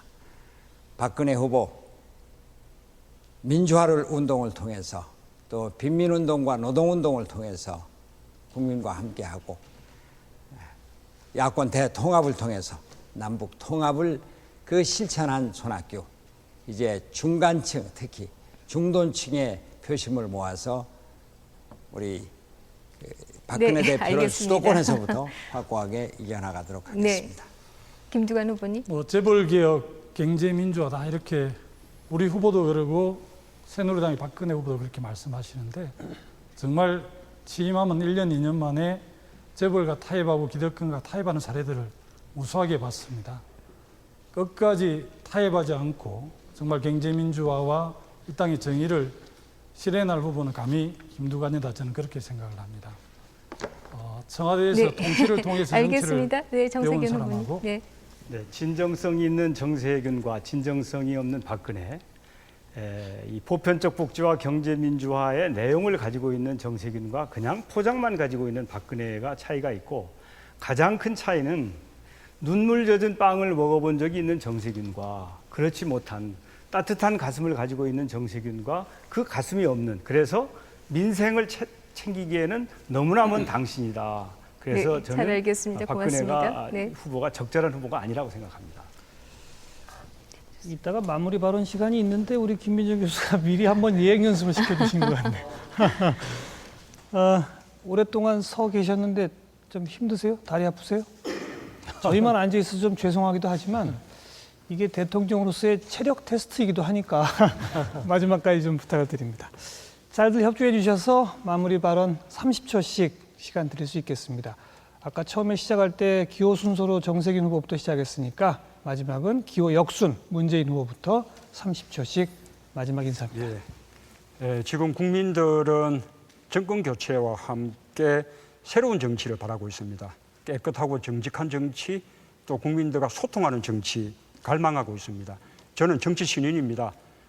그러나 그렇기 때문에 과거의 정치 문화에 물들지 않았습니다. 국민들의 염원이 무엇인지 잘 알고 있습니다. 정권 교체, 정치 교체, 시대 교체 저에게 함께 맡겨주십시오. 감사합니다. 네, 손학규 후보. 우리나라 참 어렵습니다. 이미 경제는 장기 불황에 빠져 있고 가계부채는 천존화되고 있습니다. 가구당 빚이 5천만 원이나 됩니다. 유럽발 경제위기 시커먼 먹구름이 다가오고 있습니다. 이 위기를 극복해 나갈 대통령, 풍부한 경험이 있어야 됩니다. 그러나 단순한 경험이 아닙니다. 투철한 국정 철학, 국민과 민생과 통합에 기초를 둔 저 손학규, 이 위기를 극복해내겠습니다. 네, 김두관 후보. 김두관 정부는 정말 서민과 중산층에게 따뜻하게 다가가는 그런 정부이고 싶습니다. IMF 실직 때 산에 가서 위로를 받았다는데 그래도 산보다 나은 정부가 돼야 되지 않겠습니까? 저는 어머니로부터 배운 게 있습니다. 언덕은 내려봐도 되는데 사람을 낮춰봐서는 안 된다. 그런 심정으로 국민을 섬기는, 그리고 서민과 사회적 경제적 약자를 섬기는 그런 정부가 되겠습니다. 감사합니다. 마지막으로 정세균 후보. 네, 지금 어디를 가도 힘든다는 말뿐입니다. 저는 먹고 사는 문제를 해결하기 위해서 정치를 시작했습니다. 공부를 하고 싶어도 가난 때문에 학교를 가지 못하는 사람이 없는 대한민국을 만들기 위해서 정치를 시작했습니다. 그 꿈이 저를 이 자리에 세웠습니다. 역시 문제는 경제입니다. 저는 정의로운 경제를 살리는 그런 대통령이 꼭 되고 싶습니다. 국민 여러분들의 전폭적인 지지와 성원을 기대합니다. 감사합니다. 네, 어떻게 지켜보셨습니까? 한 당의 후보 토론이라 어떤 대목에서는 차이점이 많이 부각되지만 또 정책 몇몇 대목에서는 마치 단합되어 하시는 게 아닌가 하는 생각이 들기도 했는데요. 앞으로 각 방송사마다 TV 토론이 이어지니까 기회 있을 때마다 챙겨보시고 어느 분이 정말 훌륭한 후보인지 가늠해 보시기 바랍니다. 네 분께는 다 1등 하세요. 이게 제 드릴 수 있는 제일 좋은 덕담입니다. 수고 많으셨고요. 패널 세 분도 수고하셨습니다. 방청객 여러분도 애 많으셨습니다. 함께해 주신 시청자 여러분 감사합니다. 모두 마치도록 하죠. 감사합니다.